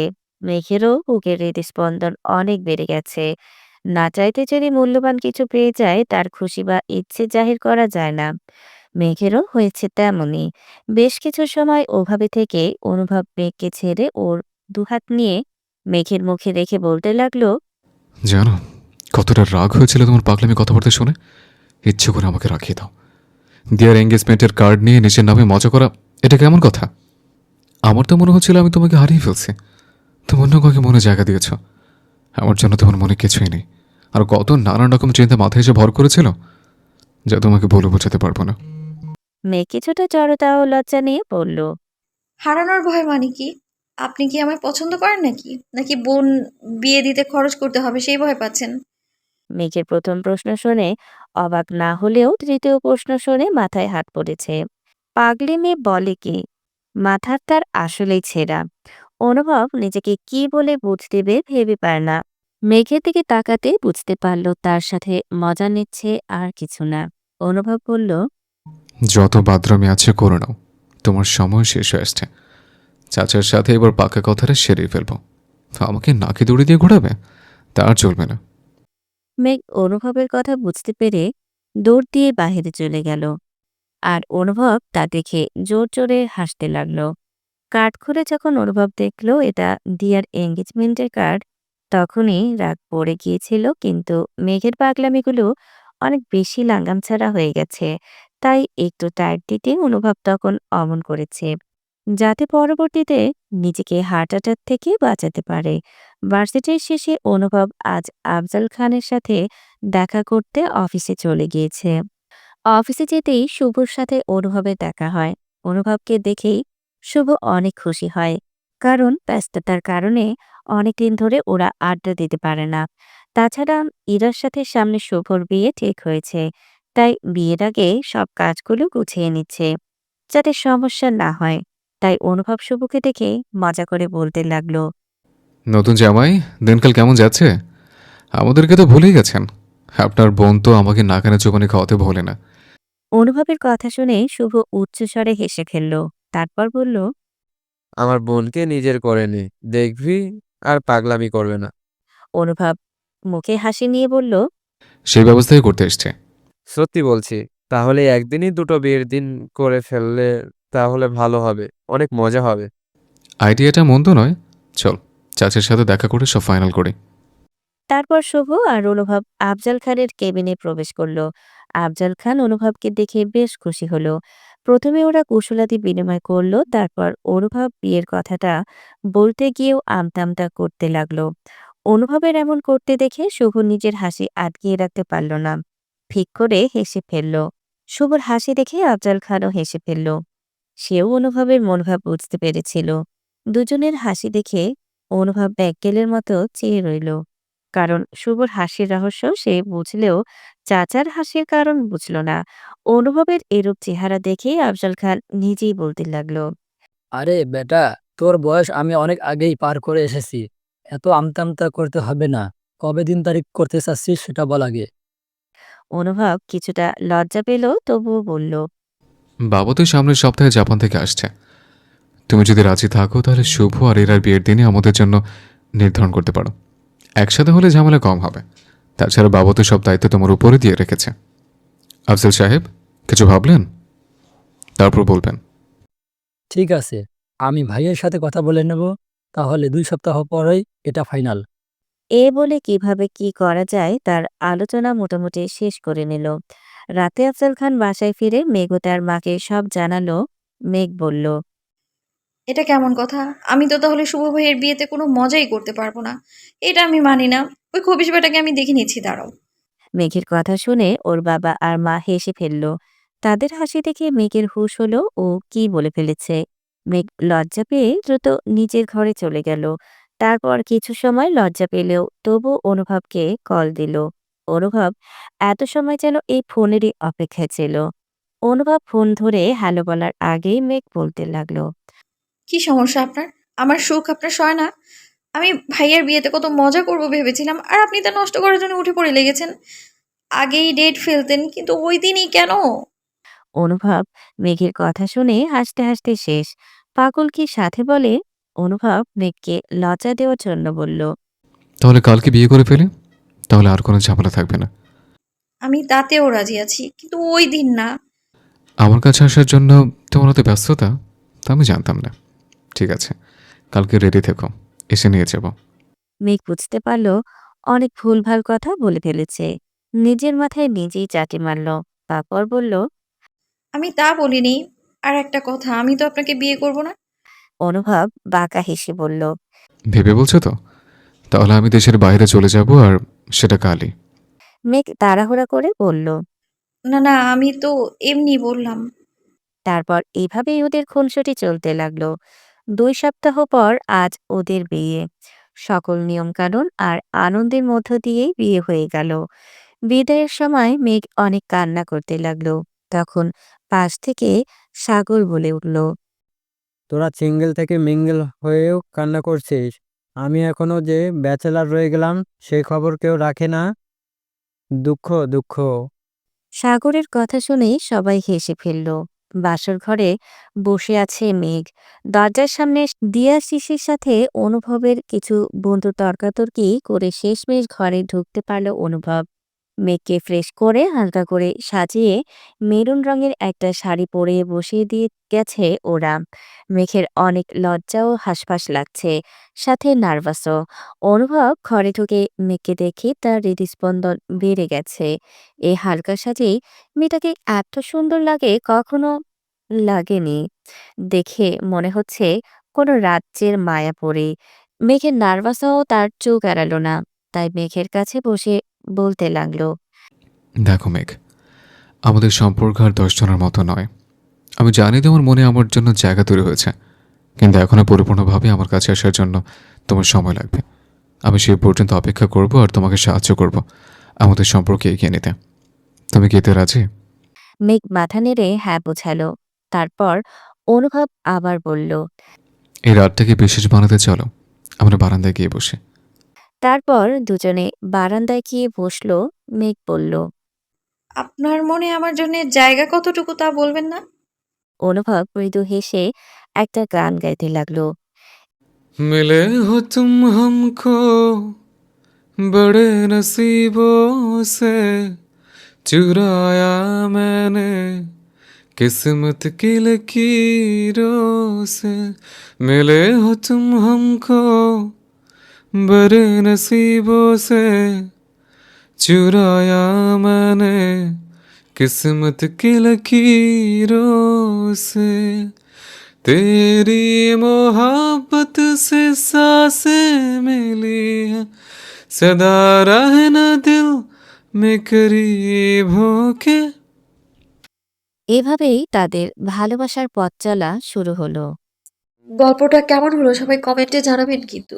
আর পরবর্তী গল্পের জন্য অপেক্ষা করবেন, খুব তাড়াতাড়ি আসবে নতুন কোনো গল্প।